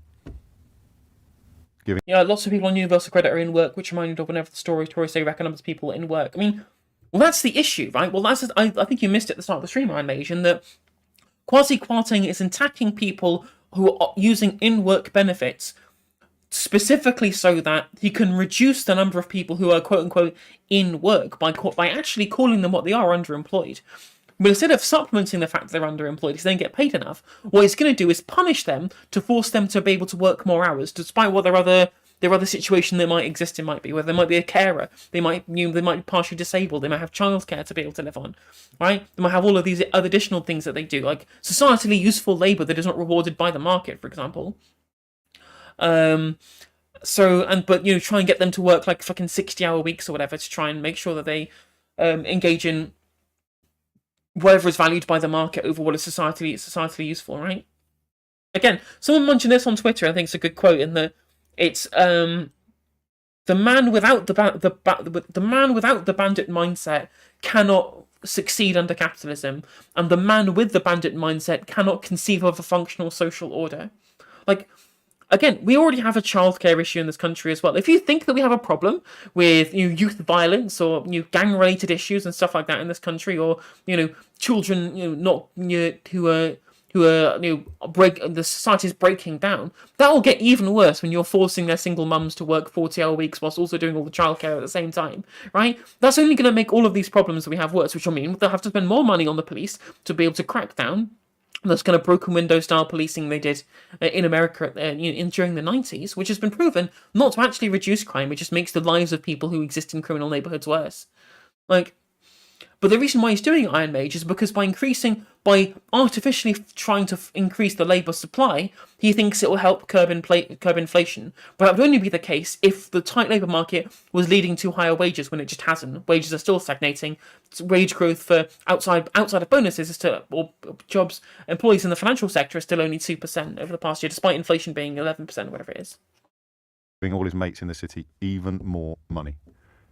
Giving the 629,000. 100%. They just want workhouses. The one that I mentioned in my segment the other day, sweatshops. They just want sweatshops back. They just want the UK to be the sweatshop of Europe.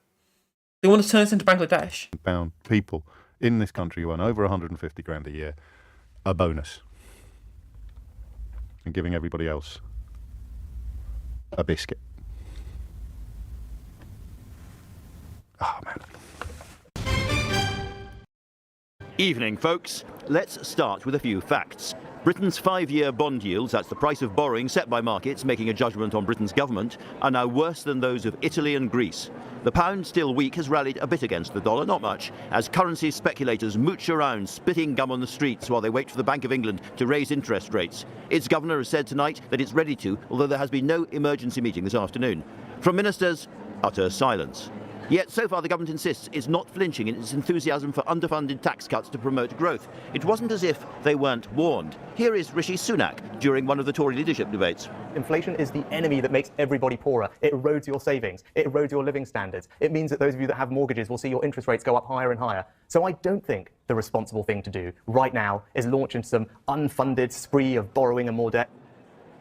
Well, Tory MPs are already considering putting in letters for another leadership challenge against the new Prime Minister, Liz Truss, only weeks into her premiership.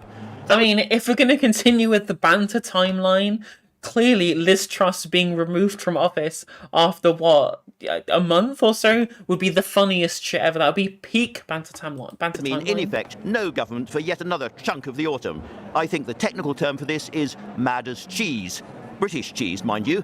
As we wait for the bank, some of us hear echoes of Black Wednesday, the day 30 years ago when a falling pound and panicky rises in interest rates destroyed the reputation of the then Chancellor, Norman Lamont.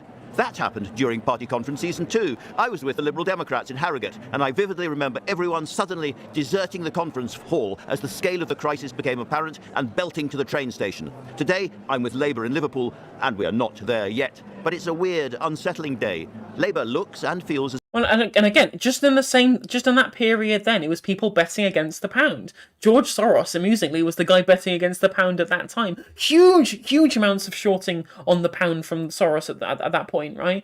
Amusing. I mean, it's amusing the one time that George Soros comes up, it's him actually doing something. Like, the one issue in history that I can remember of George Soros doing something explicitly ruinous for regular people, just by destroying the UK economy at the time. If she gets removed, of how it all happened in the single menstrual cycle, which I'm assuming her dom keeps track of.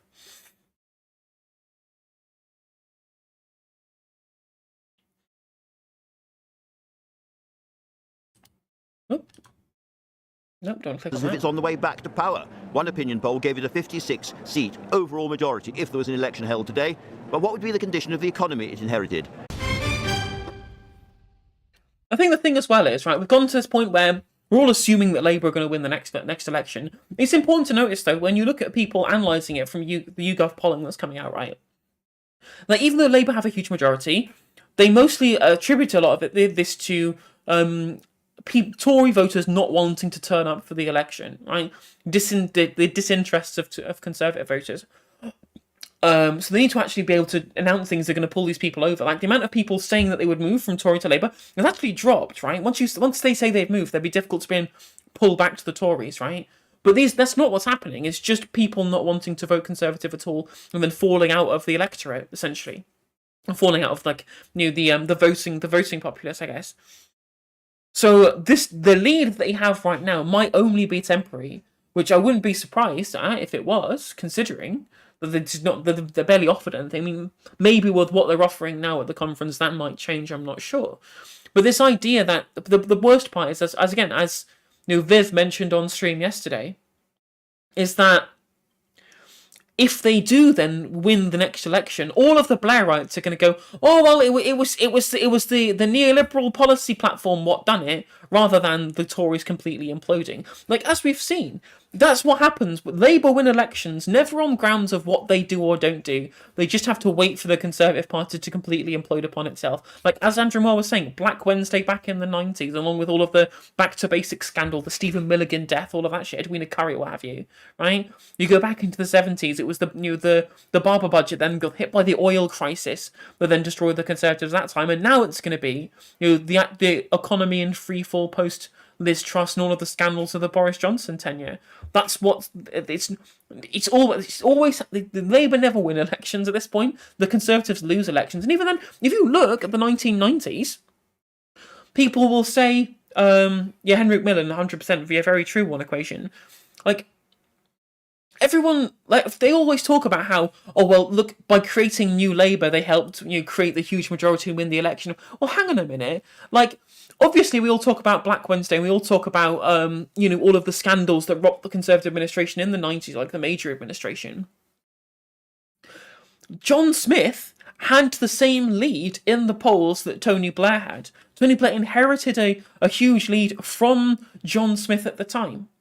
The idea that it was explicitly Blairite policy that created that lead is not true, when John Smith was clearly keeping a kind of social democratic, not socialist but not third way neoliberal policy platform, and that was enough to give them a huge lead. They didn't need to do all of the Blairite stuff that they did then and they're doing now to be able to maintain such a winning record, and yet Tony Blair took over when John Smith died and completely changed the policy platform to something that was incredibly neoliberal. Now they call him... Ooh. What else are we going to watch? What have I got on my watch later?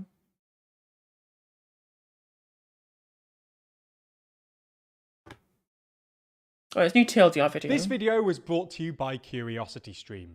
On Friday morning at 9:30 in the morning, the Chancellor of the Exchequer, Kwasi Kwarteng, stood up in the House of Commons to lay out the government's growth plan. In this so-called fiscal event, the Chancellor confidently announced that the government would be cutting taxes across the board, to be paid for with borrowing. This didn't go down so well with the markets, and within half an hour, the pound had started to crash against the dollar. On Monday, this trend continued, with the pound sinking... I've not seen it one equation, is it good? ...to a 40-year low of $1.03, and British government bonds faring similarly miserably. So, in this video, we're going to try and explain why the pound is falling against the dollar, why this is pretty bad news, and what might happen next. So, let's start by looking at the data. The pound has been falling against the dollar for some time now. Technically, it's been falling pretty steadily since the aftermath of World War II, when £1 could buy you roughly $4. However, this decline has been remarkably steep in the past year or so. Having hovered at around $1.30 since Brexit, in the past 12 months the pound has fallen from $1.37 in October 2021 to near parity today. I'm assuming they basically said a lot of what I said in my segment about the New York Times fiasco and all of the British journalists had their ideological groupthink that they have, where they just can't conceive of anything that can be critical of British institutions. So why is this? Well, there are broadly two reasons the pound could drop against the dollar. The dollar has become stronger, or the pound has become weaker. Now, some of this drop is down to the strength of the dollar. Demand for the dollar has grown for essentially two reasons. First, the American economy has performed better than most post-COVID, and second, the US dollar is the world's reserve currency. Well, the thing is, we keep being told that the Democrats have ruined the economy because gas prices have gone up, but apparently the economy's doing strong. I have no idea. I have no idea what's going on over stateside right now. What this means is that the dollar is sort of the world's default currency. Financial institutions hold it in large quantities, and a plurality of global transactions, including the vast majority of oil and gas sales, are denominated in dollars. This means that, in times of uncertainty like today, investors revert to the dollar because, well, there's always demand for dollars and it can buy lots of stuff. You can see this if you compare the dollar against other global currencies. Across the board, basically every other currency has seen a depreciation against the dollar in the past 12 months. However, some of the decline, and especially the very steep decline over the last couple of days, has been more to do with the perceived weakness of the pound than anything to do with America. As we mentioned at the top, in the last few days, the pound has fallen from $1.14 to a low of about $1.04. And this is almost entirely to do with the government's recent mini-budget, presented to the Commons on Friday. In the mini-budget, which ended up being, well, a pretty big budget to be honest, the government announced £45 billion worth of the fiscal event. Tax cuts. No, do not think about the event. Including cuts to the top rate of income tax, corporation tax, and stamp duty. On top of the £30 billion or so that's expected to be spent on the government's energy price cap scheme, this means that the UK's annual borrowing will more than double in the future, according to the IFS. Now, there's a whole load of complicated economics behind why investors reacted by selling pounds after this announcement, but the basic idea is that they weren't convinced by Truss's argument that tax cuts would pay for themselves in the medium term by stimulating growth. Instead, the markets apparently think that the UK won't grow quickly enough to pay off the consequent increase in the deficit. So they started dumping both pound and UK government bonds. This is why bond yields, which essentially measure the cost of borrowing for the UK government, yesterday jumped to their highest level in over a decade. The yield on a 10-year UK government bond, which was below 1% as recently as last year, has now jumped to over 4%, in the steepest increase since records began. This means borrowing just got significantly more expensive, which is pretty terrible news for a government that wants to embark on a borrowing spree. Confidence probably wasn't... It's just nonsensical. It's just so stupid. What the fuck are they doing? ...helped by the fact that the government also refused to publish an economic forecast alongside the announcement, even though the Office for Budget Responsibility had one ready. Anyway, on to the second part of this video. Are there any advantages to having a weak pound? Well, in theory, yes. A weak pound makes imports more expensive, but also makes UK exports more competitive, which could, in theory, be good news for British manufacturing. However, the main economic issue at the moment is the other thing is as well is like, oh, okay, well, it's easy. Exports become super cheap because of the weak pound. Exports to whom? The European Union? I wonder if something might get in the way of that. Energy prices, and a weak pound is pretty bad news in this respect because it'll make energy imports, which are usually priced in dollars, significantly more expensive. We import huge amounts of energy. As I said previously, we import gas and also electricity through underground cables from Norway, specifically the Norwegian government. So we're going to be paying even more to try to subsidise the sovereign wealth fund of the Norwegian people. So on to the third and final part of this video. What happens next? Well, the Bank of England will be worried about both the collapsing pound and the inflationary impact of the tax cuts. Essentially, tax cuts fuel inflation because they mean more money in people's pockets. So more demand, more inflation. Anyway, remedy for these issues for the bank is more interest rate hikes. That was a very Hassan-style cut there. Anyway, this thing, which both stem inflation and increase the attractiveness of the pound, at least in theory. The downside here is that interest rate hikes, especially sharp ones, slow the economy down. Given that the UK economy is already slowing down, further rate hikes could well induce a recession. The tiny silver lining here is that, because most of the UK's debt is denominated in pounds, there's little chance of a default or a full-on currency crisis. As a last resort, the Bank of England could essentially print more money to pay off the debts, which would be bad news but would at least avoid a default. Anyway, you get the idea. Unsurprisingly, a collapsing currency and spiralling borrowing costs are bad news for the UK economy. It's so stupid. As we have such a strong economy, we can just as long as we keep tax rates steady or whatever, and we don't just have commit to huge amounts of borrowing that we can then make even less likely to pay off by making those tax cuts. We have such a strong economy and a strong currency in general, just because we're such a big economy, right? Because the pound is very well traded and we have enough reserve currency. Like, we literally could engage in enough borrowing to be able to have properly funded public services and create additional infrastructure to have a well-functioning society, and they just don't do it because they don't know what the fuck they're doing. They're just economically stupid. As a last thing, this is all pretty terrible news for Prime Minister Liz Truss. Polling by YouGov, done immediately after the budget, found that the public overwhelmingly believed it would benefit wealthy people more than poor people, which is, well, pretty unsurprising given that it involved lowering the top rate of tax and scrapping the ban on bankers' bonuses. The most recent polling, published by Savanta Comres on Sunday, found that Labour enjoyed a 12-point lead over the Tories. It's also worth noting that the fieldwork for that poll would have been done before the pound began its collapse, so the numbers are probably even worse for the Tories today. There's even been rumours that Tory MPs have started sending in letters of no confidence to the 1922 committee, so it's possible that Liz Truss might end up being the shortest-lived Prime Minister in modern British history. The pound's crash is pretty bleak for anyone in the UK, especially Liz Truss, so if you want a little cheering up, then we have a bunch of more fun videos too. Like our team attempting the British citizenship test, our blooper reel, ethnic hunger. I don't really care about your fun stuff, but I'm gonna give them some support, considering that I'm borrowing their content. So if you enjoy the news, please consider subscribing to TLDR News on YouTube. Their content is reasonably fact-based compared to a lot of other places. Highly recommend dropping them a sub if you want pretty unbiased fact-based content. Well, they probably should have mentioned the insider trading between like O'Day Capital Management here, but oh well. What else have we got?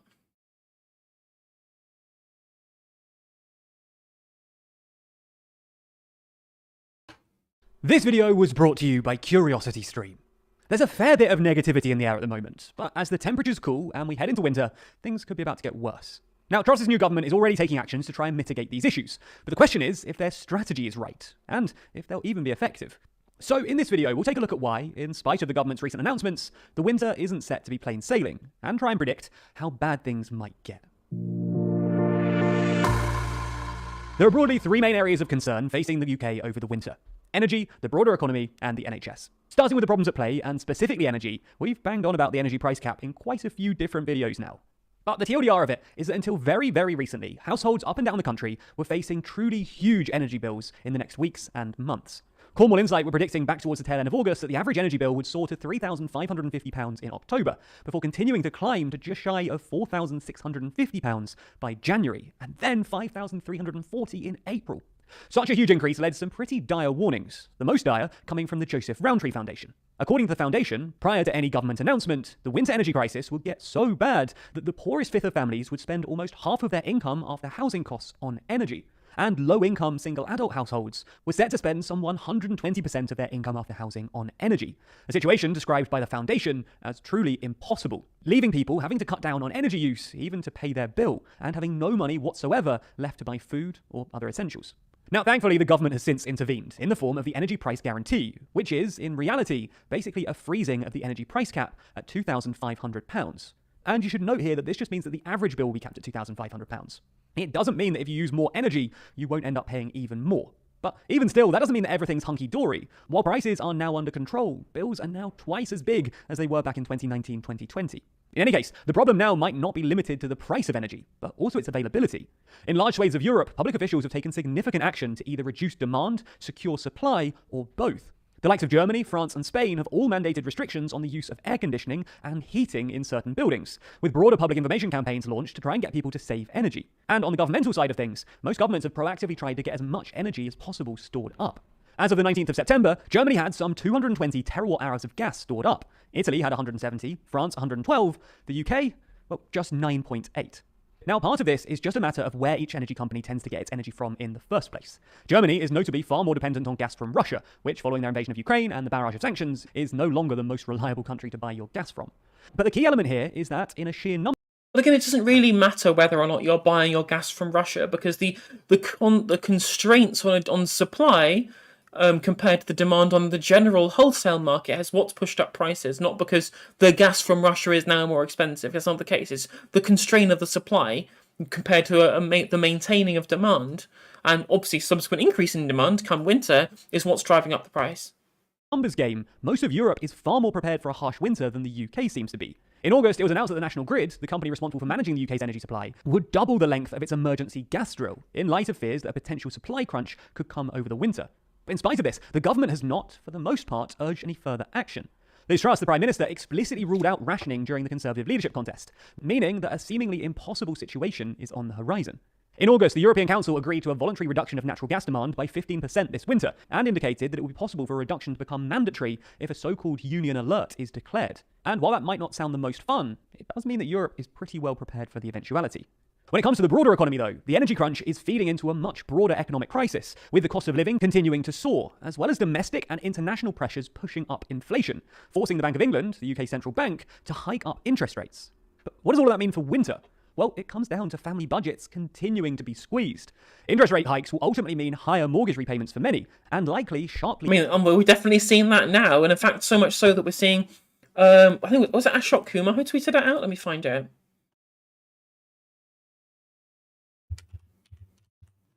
Dampen demand. And that's something that doesn't really gel with the government's broad aim of getting the economy growing. Now, some of you might be screaming out that interest rates have been higher before, so why are we worrying? And technically, you'd be right. Interest rates were a staggering 14.2% back in 1980. But back then, there was a significant slack to deal with higher rates. Finance didn't permeate every bit of life, with the likes of car finance in its infancy, to say the least. And so, when we account for the fact that more and more things are reliant on interest rates, we see an entirely different picture. That 14.2% rate, when adjusted for affordability, was more like 3%.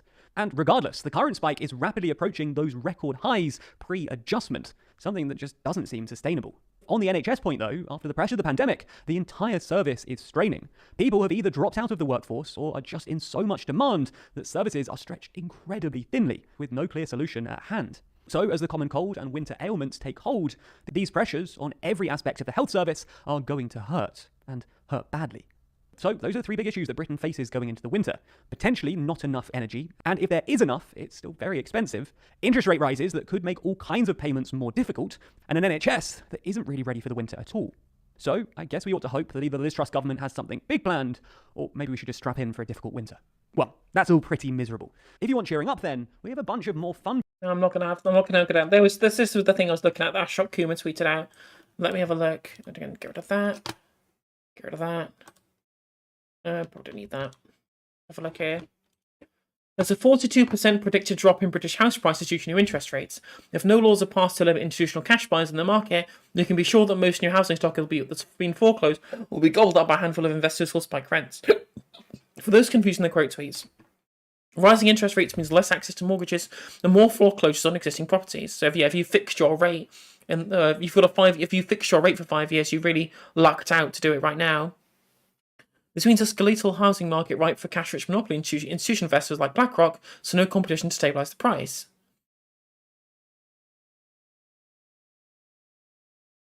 Let me have a little Telegraph article about it. I might have to 12-foot this as well. Yep, I will have to 12-foot it. Oops, wrong one.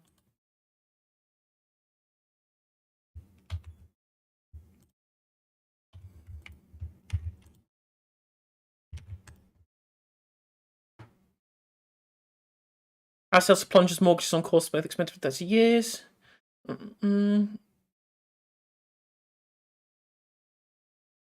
Average monthly mortgage bill now risen to 1,150, a jump of 349 since the beginning of the year. It's expensive. Although to be fair, like, that's not more than how much rents have gone up. Lots of rents have gone up by way more than that. Typical buyer purchasing a £300,000 home with a £280,000 mortgage will pay an additional £65 a month. Slowballing it says £780 a year. Like, it's not that much more than how much rents have gone up. So no, it says less, probably less than how much people's rents have gone up.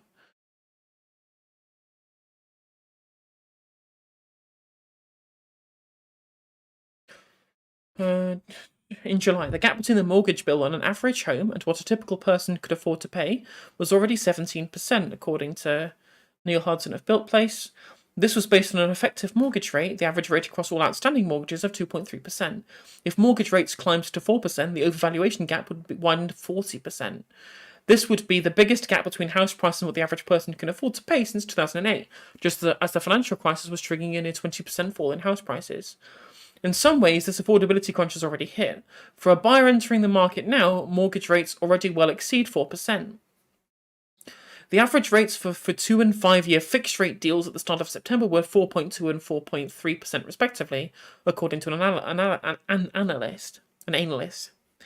If the gap between actual house prices and what a person can afford to pay is 40%, that means house price needs to fall by 29% before they came back in line with affordability benchmark.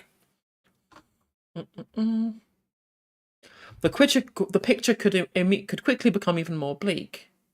A rise in mortgage rates to as high as 6% looks increasingly possible. At 6%, the gap between the mortgage bill and average home and the typical person who can afford to pay is widened to 71%. This means home would be most overvalued on record since 1990. Back then, house prices also fell by a fifth, but the housing downturn was more protracted, lasting for 4 years. In the late 80s and 2000s, the ONS values were higher than this theoretical house price, and that was when the market definitely looked like a bubble. The difference can be sustained for years, but eventually something needs to give.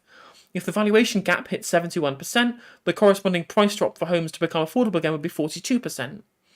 If mortgage rates did rise to 6%, we could be looking at something pretty disastrous for house prices.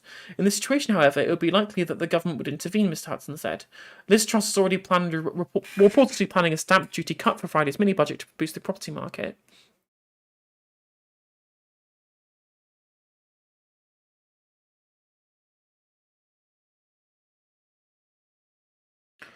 A combination of factors increasingly suggests might seek a significant fall in house price. Well, I've just bought one.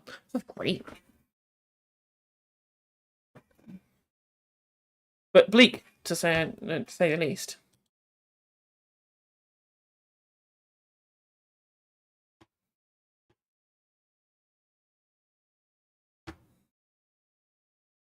Oh, you going to get affected by the rate rise then, JDM? Because I'm pretty sure that was what we're talking about. Look, we're gonna get this thing where people are gonna be, everyone might be pushed into negative equity. It's gonna be great fun. Woo! Let's go.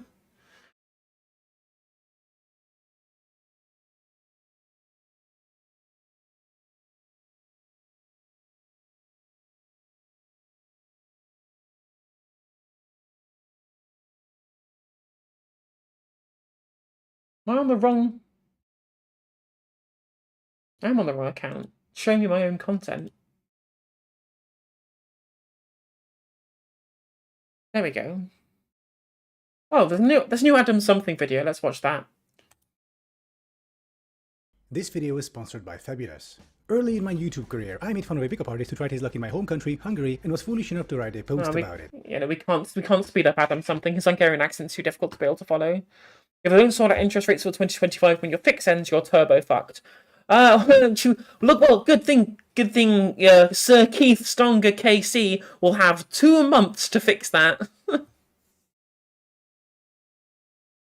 Record amounts of people evicting tenants because landlords can't afford to do the increase in mortgage. I mean, they can afford it. They just can't afford it whilst also not having a real job.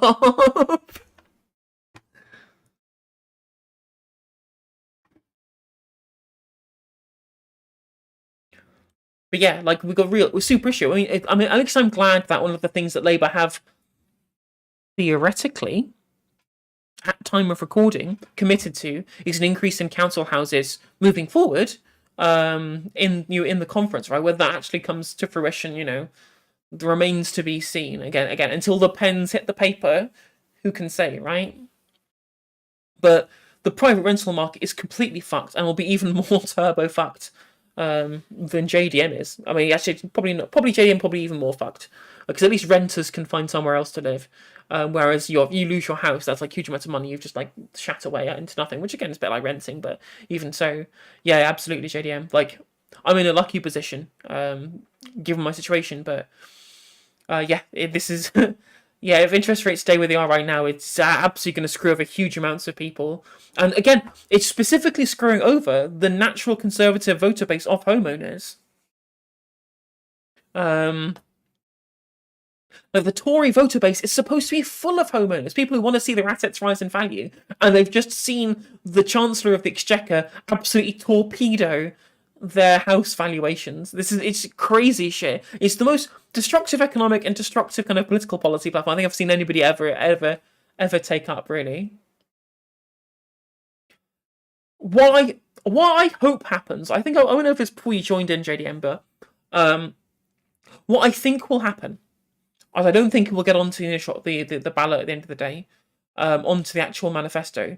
What I hope happens is that they put, as a compromise position between the leadership and the members, they put on ranked choice voting, and they use Australia as a justification, saying, look how their election cycle goes, right? Because I prefer ranked choice voting to proportional representation, because then at least everyone has the same amount of votes, everyone gets extra voter power, because your vote at least counts towards one of the top 2 parties in each constituency. You keep the link to local government, and you also continue to have the ability with which that mainstream parties can form majority governments. So you see, like, there's a huge vote split in Australia between the Greens and the Labour Party, but because they have ranked choice and not proportional representation, it still allowed the Labour Party to have an overall majority. Now, obviously, I prefer the Greens to the Labour Party, and I think it would be better for Australia if Greens had more implementation over the policy platform in the ALP. But ostensibly, if, for example, the tables were turned and the Greens had to rely on the ALP, they'd have to water down the legislation. But if, for example, the Greens became the second most popular party behind the LNP in Australia, I'd want them to be able to put full-throated policy platforms to make radical change, which they would need a majority government to do, because if they had to rely on the ALP, they wouldn't be able to do that. So the good thing about ranked choice voting is you still give people voter power, but you still allow for transformative political agendas because people can still get majorities pretty easily. That's fair. I can understand why people like single transferable vote. Yeah, I get that. I do get that. I mean, obviously, what I want to do actually is I want to remove the monarchy, and I would remove the monarchy, and then I would have I'd have a president voted for by single transferable vote, an elected second chamber elected by single transferable vote, and a House of Commons elected by ranked choice. That's what I would do. That's my dream scenario.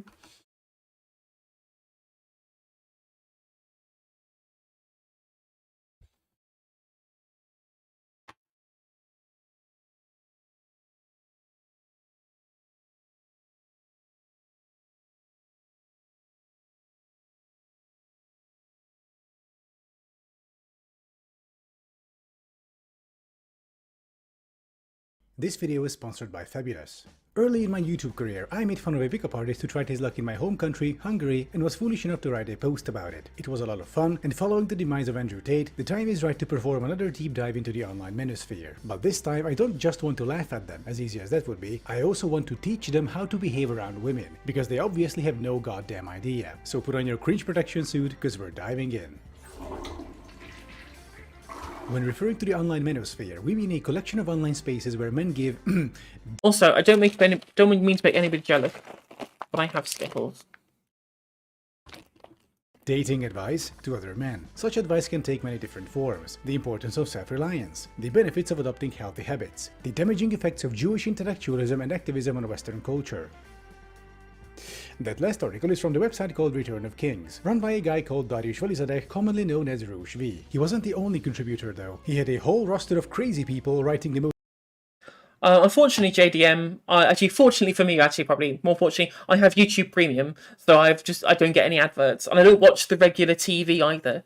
I just watch YouTube and Twitch, so I've not seen any adverts, thankfully. I've seen people mentioning on Twitter though, and it does look incredibly cringe. Bizarre, evil, and or contradictory shit non-stop, but then Rouge found Jesus in 2019, more on that later. The reason I like Return of Kings is because of their honesty. They don't use euphemisms or try to hold back on their actual beliefs. They really put it all out there. Women are sentient livestock. Joel Osteen is the Antichrist. Feminism is a Jewish plot to stop you from getting laid. Degeneracy in the US will cause a civil war. The burden will fall upon masculine men, as it always does in times of war. People will revert to the most basic survival instinct, the soy boy. I will point out as well, right? The amount to which Strauss-Howe generational theory has just like brain poisoned huge amounts of communities online. It is absurd. It's completely absurd. The rate to which this happened. The whole hard men create good times shit. Absolutely, it fucking burns my brain. Hate that shit. Will be busy hiding with the women in their basements or agreeing with whomever has the perceived power before proceeding to murder, rape and loot those that disagree with them. Hang on, these soy boys will start to murder, rape and loot? By your logic, wouldn't that make them gigantic primordial gigachads? Return of Kings is famous for lots of things, consistency not being one of them. One of their big themes on the site is Western progressive degeneracy contrasted by good old Eastern Europe with their traditional values and white societies. 4 additional European countries to emigrate to if the West collapses. The West will fall because of gay rights and white genocide. France won't let me at least you've got Italy to migrate to now, fascioids. Publicly call Africans the N-word. If Trump doesn't win in 2016, here's where we can emigrate. Alright? As an Eastern European myself, I'm curious which countries he thinks are better than the West. Serbia. Oh no, I can already feel the mental illness just radiating from this post. But there is hope for these people. All they need to do is install another app next to Tinder, namely the app of today's sponsor. I mean, surely Serbia's not that bad. Well, it's not Slovenia or Croatia, but it's fine. Pretty backwards, like on LGBT stuff, but yeah, I've definitely not been researching all the ex-Yugoslav states' approach to transgender people to see which ones I can go on holiday to. That's definitely something I've not done. Fabulous. Fabulous is your digital coach. Someone is insecure. Importance of religion. According to whoever wrote, start building your deal. The link below will get 25% off their Fabulous subscription. Thank you for checking out Fabulous. Ads like this help support what I do. And now, back to the program. Alright, so Serbia, according to whoever wrote this shit, level of English, medium. Difficulty of the local language, medium. Gun laws, lenient. Well, this is a bit concerning. Quality of women, high. The Polish girls of the Balkans, they like... Ah yes, the quality of women, that's definitely I think that's an index for that, surely. It's like the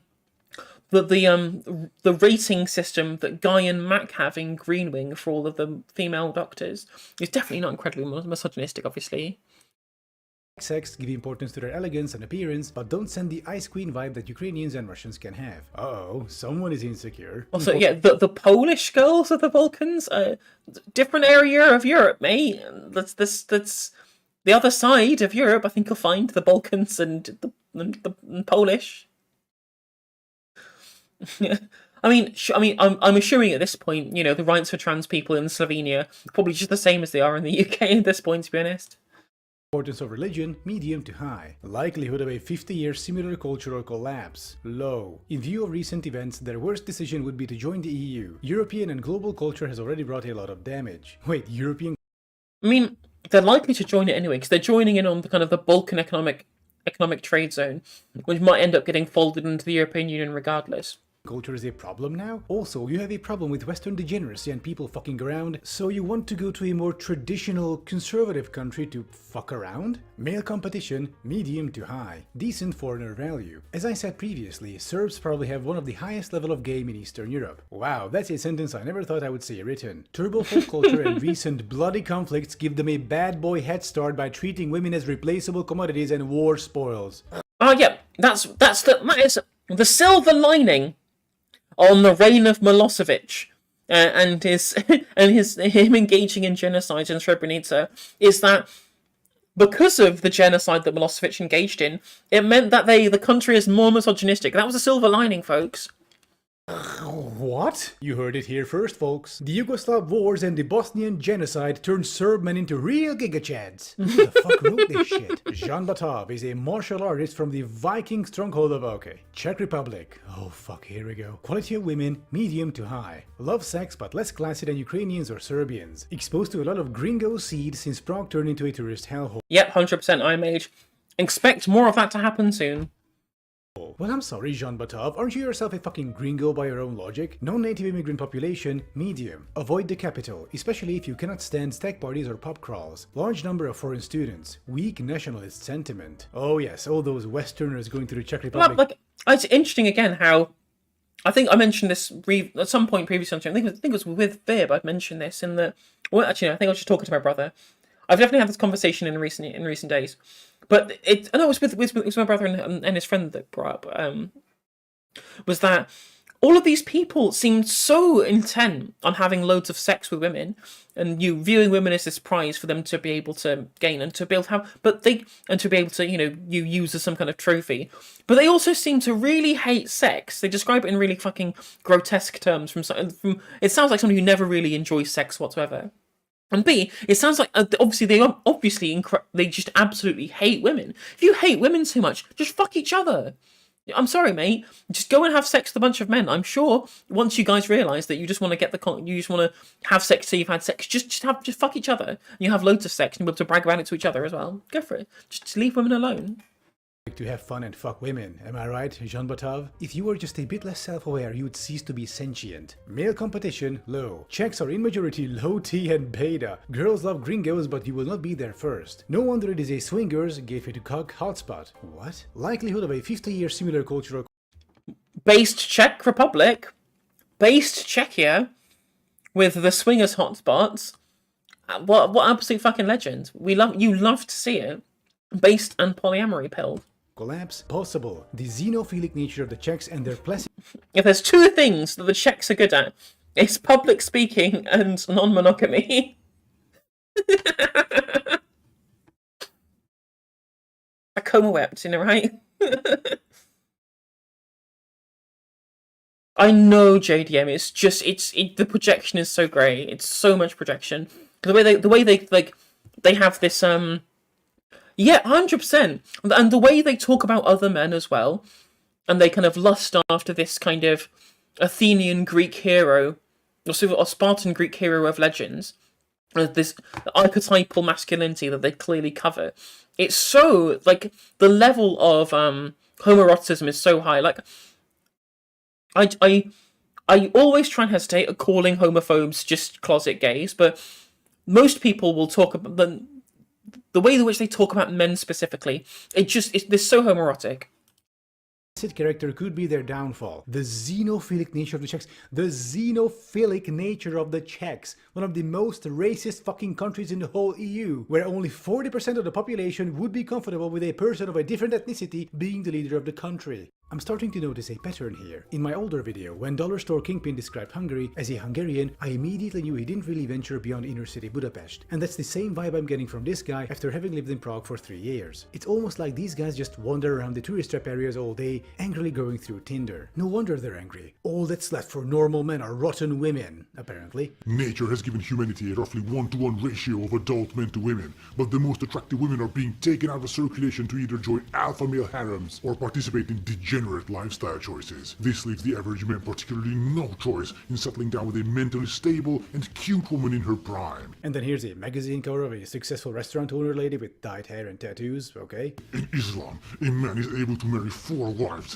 which is what my wealthy Iranian grandfather did on his way to siring 24 or so children that included my dad. The exact number is a mystery. He took away 3 women that an Iranian man of lesser means could have married, creating a societal imbalance, but that's nothing compared. Also, again, what I would also go as well is the amount to which these kind of right-wing traditionalist types just seem to love neoliberal capitalism, despite the fact that it's destroyed their way of life. Like, there's a part of the debate that had a couple of days ago between Anna Kasparian and Dennis Prager, where Dennis Prager says that it's bad that women don't think about getting married anymore and they should think about how to advance their career. And then, women don't care about... most people actually, very few people actually genuinely care about some kind of level of career success. Most people just want to be able to get on with their lives and meet their material conditions, meet their material needs. Because wages have been so depressed by neoliberalism transferring huge amounts of wealth to the rich and massively depressing wages whilst increasing productivity, and then the gains of that all going to the ownership class and the financiers and the financial services industry and stuff like that, siphoning huge amounts of money from the actual working class and middle class of the country. That has forced people from middle class backgrounds to have women and men both go to work, because if you didn't have a double income household, you wouldn't be able to afford to live and have the kids in the first place. And I'm like, the neoliberalism caused that. Your choice of economic system is what has caused this breakdown of society. It's literally, you people are literally to blame for what has happened, right? As far as feminists, all we care about is making sure that, there is no explicit gender role forcing somebody to be the breadwinner or not, as long as but we agree with you that single income households are better for society in general. If you're bemoaning the lack of family values, well, good, blame neoliberalism. The thing is, it's the middle class types who usually trying to blame this stuff, because they feel like that they believe in capitalism but refuse to notice the externalities of capitalism affecting their own lives personally. Because if you're working class, you already know that women have been working forever. It's not women being part of the workforce. It's not a new thing. Middle class women being part of the workforce absolutely is. The aspirational class that cling on to right wing values so heavily. Yeah, those are the people who kind of were more likely to join the workforce in a post-neoliberal period. But working class women have always been forced to work because, again, they needed a double income. It's just that class has expanded to include the middle class now because of wages have been depressed amongst the proletariat across both classes in the first place. Because remember, both the working and middle classes aren't necessarily proletarian classes as they sell their labour for a wage. Like, if you want to fix... if you're a right-hoid man who is bemoaning the lack of trad wives, become a socialist. I promise you things will get better. Compared to what we have in the modern Western world, where a single famous man can command the sexual attentions of dozens, if not thousands of women in their sexual prime. Was that your vocal coach, Mark? Spoiling these women for normal men who don't have the ability to tingle their vaginas with the same intensity. What the fuck is he on about? Okay, so let me understand this. The Western world is falling because men are becoming feminine soy boy beta cocks, but it's also falling due to an epidemic of titanic gigachats subverting society with their overwhelming masculinity. Well, which is it then? If Western civilization is based on masculine values, wouldn't Adam just loves fortune. these Atlassian gigachats be the ones holding it up? With their genitals, presumably? If you think this makes no sense, you're right, it doesn't. Also, how can a single famous man spoil thousands of women in their prime? Rouge, just because a man is famous and lots of women lost... Yeah, the Christian values of the man who turned... of the prophet, Jesus Christ, who turned over the stalls in the marketplace, right? Apparently this is the paragon of free market capitalism. after him or something, that doesn't mean those women are off the sexual marketplace. You can find famous people hot and date others at the same time, unless your real problem is your insecurity that they might find someone else attractive beside you. At any rate, as you can see, the manosphere is an inconsistent, incoherent, convoluted, self-contradicting train wreck inundated by far-right ideologies. Has it ever occurred to these motherfuckers that acting like a bonobo ape might be the reason why they keep encountering those rotten women? If you want to settle down with a mentally stable and cute woman in her prime, maybe you should start acting like a mentally stable guy in his prime? time? And maybe stop comparing women to dogs? The article features Instagram pictures of girls who look like your average gold diggers as example of rotten women. Personally, I never had to worry about gold diggers. A, because I'm not a Middle Eastern millionaire, and B, I don't constantly posture as wealthy and powerful. All these dipshits keep posing with expensive cars, wads of cash, private planes, and the thing is, they're posing with all of this shit. They don't care about posing with this shit to market themselves to women. The people that they're marketing themselves towards are other men, because it's a grift. There's just as far as Andrew Tate is concerned, it's literally a multi-level marketing scheme. He's just selling people a pyramid scheme of get rich quick and bone loads of chicks. That's his marketing that he goes to people. That's his multi-level marketing scheme by having all of these kind of duplicate accounts on TikTok, spreading his content over and over and over. Because he doesn't care about women. He doesn't like women. He doesn't like sex. He doesn't like relationships. He just wants to compete with other men for being the best man. And that's why he wants his content paraded around there. Like, obviously he likes the money and likes generating wealth out of all of the marks, the suckers that he lures in with his rhetoric, right? But that's it. That's all it is. It's just an ego and money trip as far as he's concerned.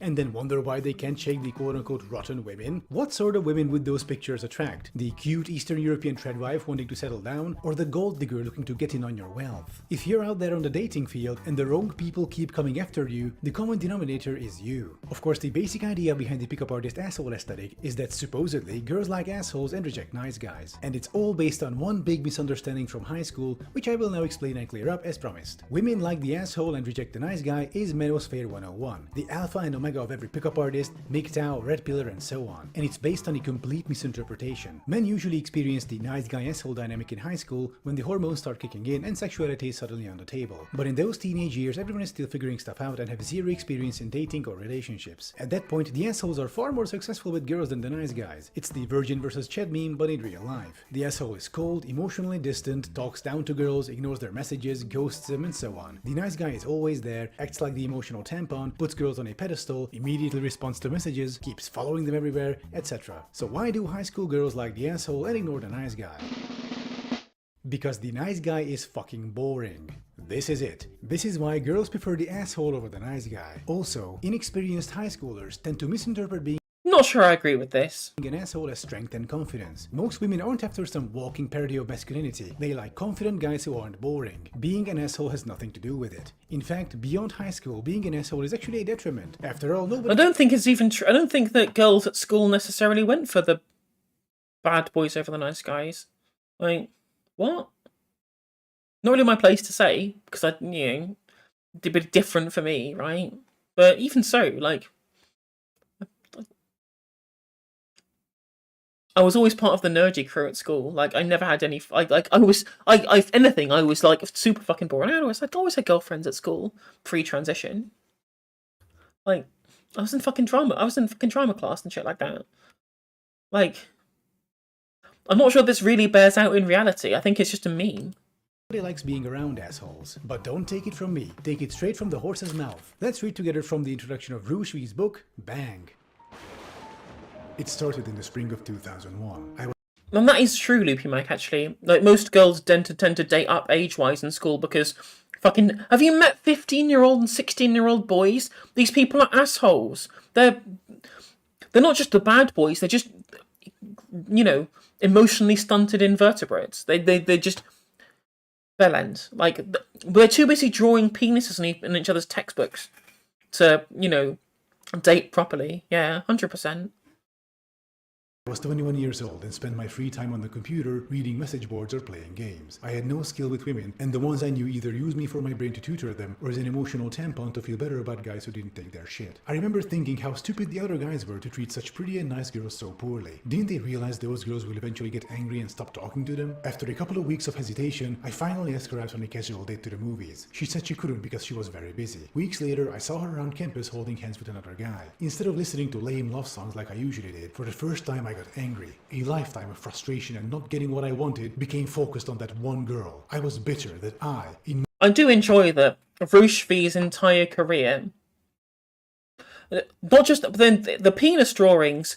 It all gets kind of like fixed in your brain. The culture of drawing shit on people's textbooks. It all goes down to the S the S that you draw in the textbooks when you're like 10 or 11, right?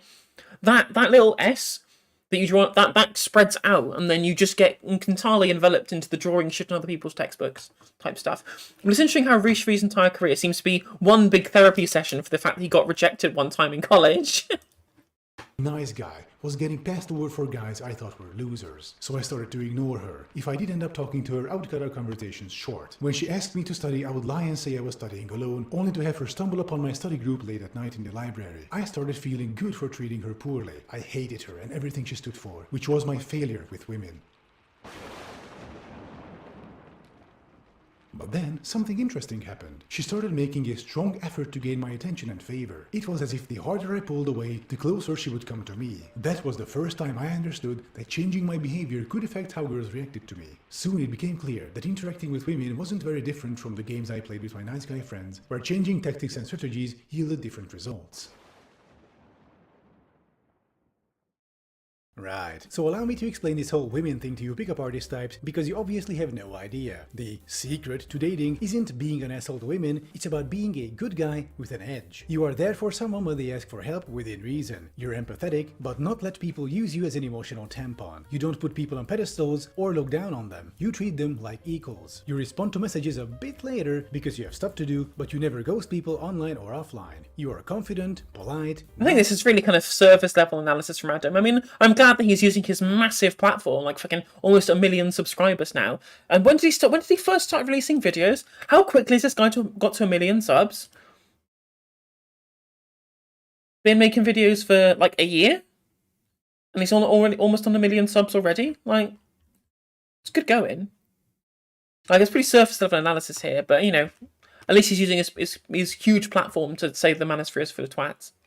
Nice, but not too nice, as in a doormat. You don't wear your emotions on your sleeves, so the other person gets to wonder a bit if you like them. Yeah, like that. Literally the same shit happened to me. I remember being on a school trip, right? I remember being on a school trip when I was like 17 or whatever, and being like, "No, it's fine." I was like, "Oh, why aren't you swimming properly, Helena?" I'm like, "I just want to, keep my hair dry because you know." Having to dry wet hair, especially when you're outside. It wasn't a pool; it was a lake that we're swimming in. Like getting that kind of water to dry in very long hair is a very tedious bloody process. As soon as I said no, I really don't want to get my hair wet, they all just push me underwater. I'm like, why? What was the point of this? What did we gain? What was this for?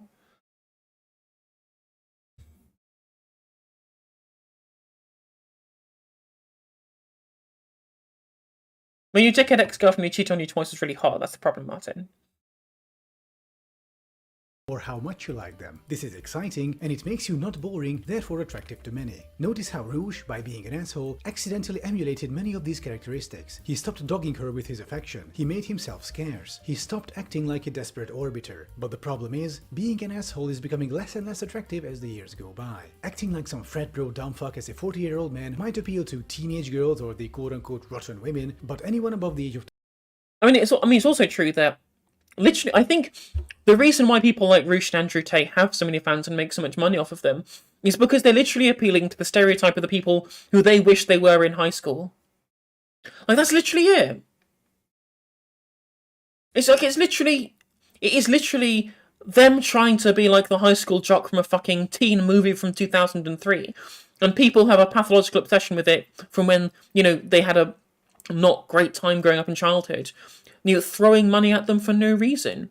Again, it's men wanting to emulate, it's men selling themselves to other men. It's really strange.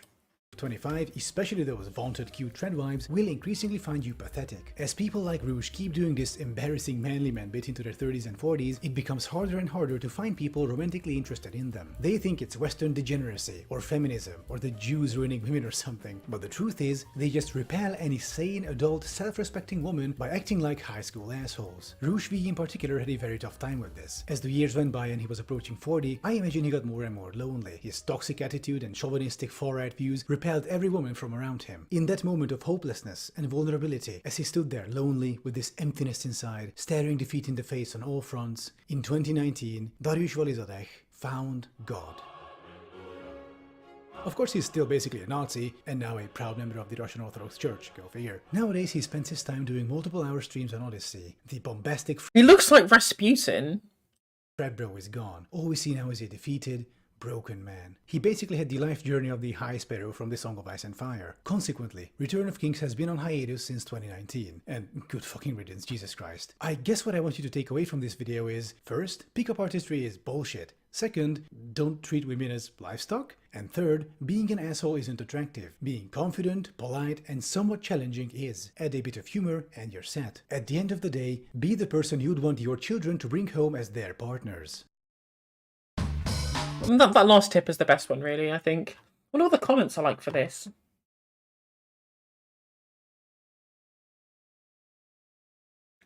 People did that to you, you'd have thrown hands. Yeah, I'm not surprised, mate. That's also awful.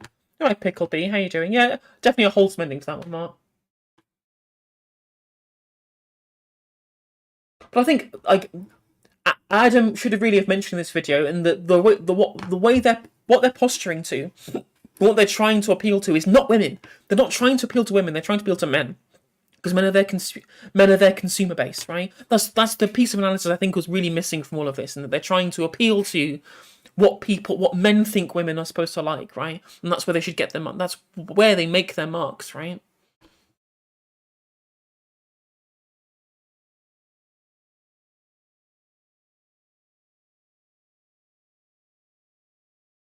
And I think it's important. Well, this comment here is quite important. You know, true to say that, you know, the issue here again. This is also a crisis of the atomization of capitalism, right? Where we abandon community and abandon social cohesion in favour of individualistic competitive attitudes, and those competitive attitudes that engenders overall societal competition between individuals in every single axis. So things like dating doesn't just become a competition between people who are attracted to each other, whether that be people of different genders if you're straight or whatever.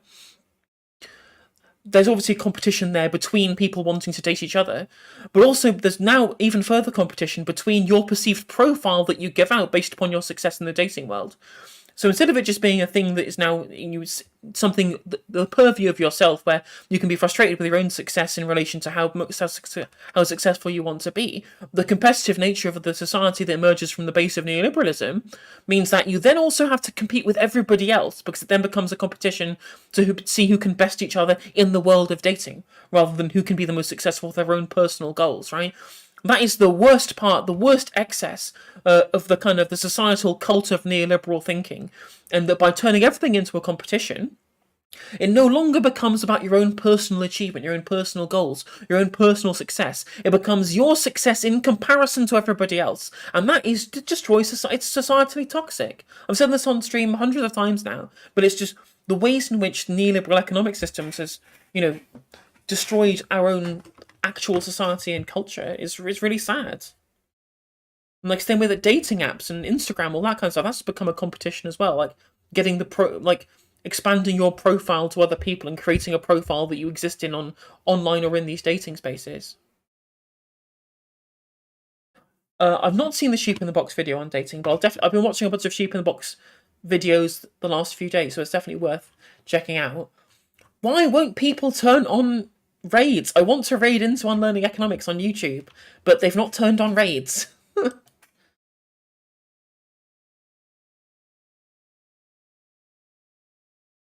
I don't know why Maximilian Robespierre is talking about Angela Rayner as a speech of hope, when there was nothing in it. There was nothing, they said nothing.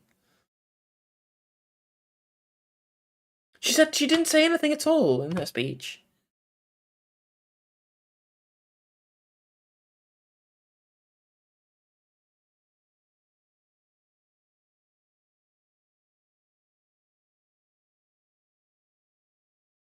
Asking Scousers about Keir Starmer, this should be good content.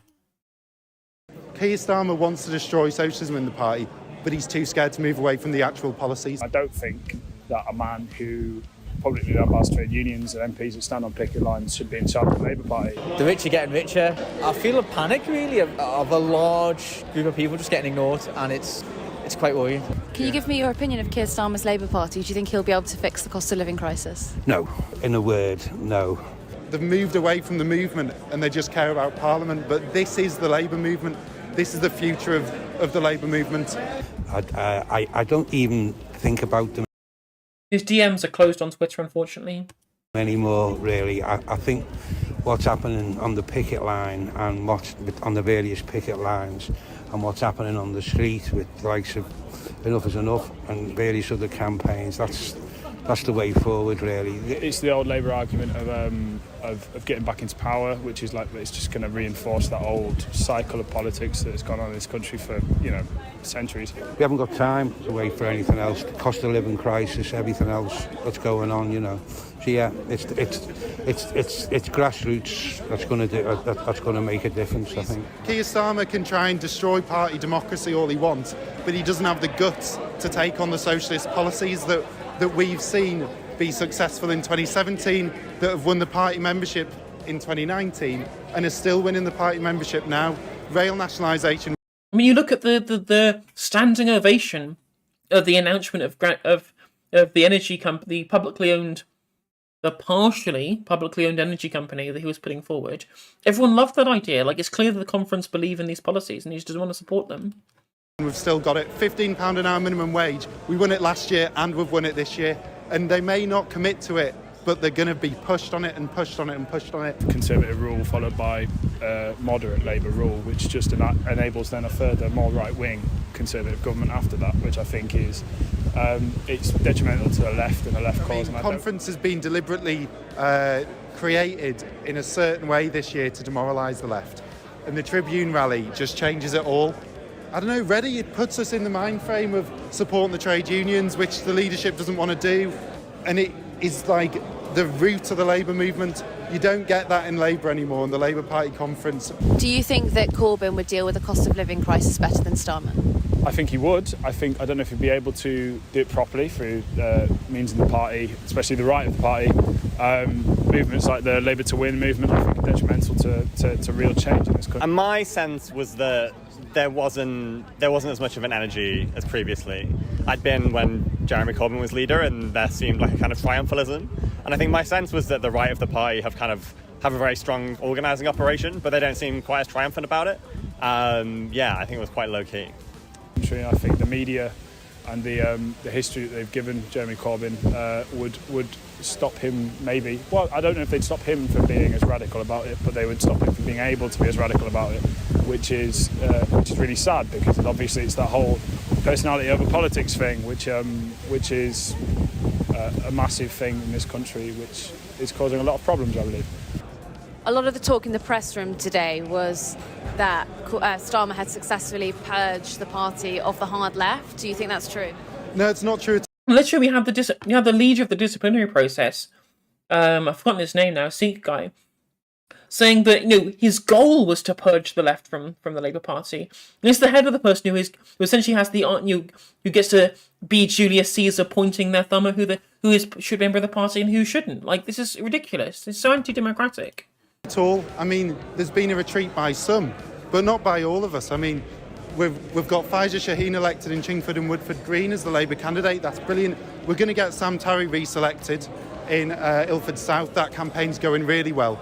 We're going to get other socialists elected around this country as Labour candidates. You're here for the cost of living crisis, I assume? The cost of living crisis, the climate crisis, I think they're both interconnected. And, I'm on the left of the Labour Party and the Labour movement, and I think, we need radical socialist solutions to both of those crises. And so, I'm excited to hear what speakers have to say today. And Keir Starmer won't deliver that?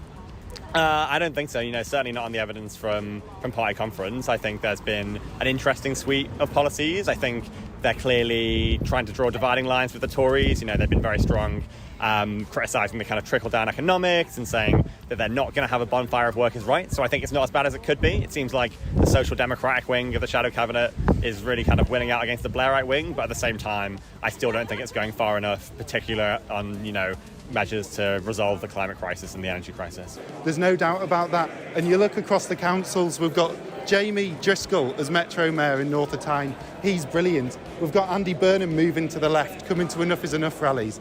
The left's not over in Labour, we're just getting started. You said that right, because he's moving to the left. He hasn't always been that left. No, he hasn't always been that left, but he's been at Enough is Enough rallies. I'm not convinced on him yet, but, it's telling that he's moving to the left now, because it shows you that the left isn't over in the party. And it shows there has to be. I mean, you look at the announcements being made by Keir Starmer now. I think he understands that. To be able to maintain the confidence of the party, he does have to at least give it crumbs, even if they are crumbs, to members on the left of the membership. The guy who wants to be leader, the guy who wants the leadership gig, is coming our way. Not moving to the right, not trying to beat Wes Streeting as to who can be the most right wing. He's moving to us. So clearly there is a base. I heard about Jeremy Corbyn being here tonight, and we were interested in seeing Jeremy Corbyn speak. He sort of mobilised a large portion of the left, especially the youth of the left, among especially students, and I think he reached out to a lot of those people and brought them into the Labour Party. I can sense that you'd be a big fan of Liz Truss. Oh yeah, absolutely. Yes, fantastic. Yeah, yeah. Well, yeah. I mean, it's just gone back to Reaganite economics, hasn't it? And what they did in Chile under Pinochet. Trickle down doesn't work. It's total nonsense. I think it's a disaster. I think the so-called mini budget that we saw from her Chancellor last week, was an act of class warfare, but it was also an act of warfare against our environment. And I think, it's incredibly worrying, and we can't get her out quick enough. And she's basically going to crash the economy. She's just going to give. She's just borrowing a load of money, going to give it to her mates. That's going to go offshore. It's not going to be used for investment or anything else. The whole thing's a total nonsense, She's unelected. She shouldn't be in power. She is, as Joe Lycett said on the BBC, she's a backwash of the Tory party. She's sort of the dregs of what they've got to offer. And I think it's sort of very reminiscent of like old Conservative governments, the end of John Major sort of thing, where they sort of didn't really have very much to offer. So I think at this point in time, they're sort of taking advantage of what they can, sort of taking the money and running. And I think that's what Liz Truss is doing with the mini budget that came out the other day, I think. If you could say one thing to Liz Truss, what would it be? Go away. It probably would be not quite as polite as that, but... That's the most polite you'd go? Yeah, that's about the most polite I could go, really. I wouldn't really want to say anything to her, to be honest. She's sort of taken as much... I mean, given that Liz Truss was the last person to see the Queen live, I wouldn't want to stand quite that near to her anyway, just in case. As she can, while she can, because I believe that she doesn't believe that she can win the next election, and she's just draining everything from the country and giving it back to those and the powers that be, and those that have wealth at the moment. And I think that is it's a travesty, and I think there should be a general election immediately. I don't know. I mean, I used to like watching the thick of it, by Armando Iannucci, and I think he said something where he said, I can't do it anymore because it's beyond parody, and that is basically what it is. Yeah, it's almost like Armando. It's almost like if Armando Iannucci could have prevented this by not explicitly opposing Jeremy Corbyn and thereby by helping the Conservatives get into power. It seems like Armando Iannucci got what he wanted.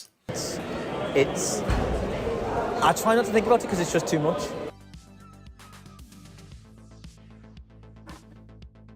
Well, I've run out of stuff to because I was going to cover this Keir Starmer speech, but I think we covered a lot of the GB Energy stuff earlier on in the stream. I think I'm going to leave it there for today. I've been going for almost 3 hours now, and I need to have some dinner. I need to edit a video so I can get one released at least tonight. So I will end the stream there. I do appreciate everyone for joining in. If you want to drop any bits or subs, please feel free to do so before we end up. I'm going to go raid out to Unlearning Economics on Twitch at the very least. So they're critiquing the new optimism of Steven Pinker on there, so you can go and watch them, enjoy that. Thank you very much for joining, and I will catch you on the next.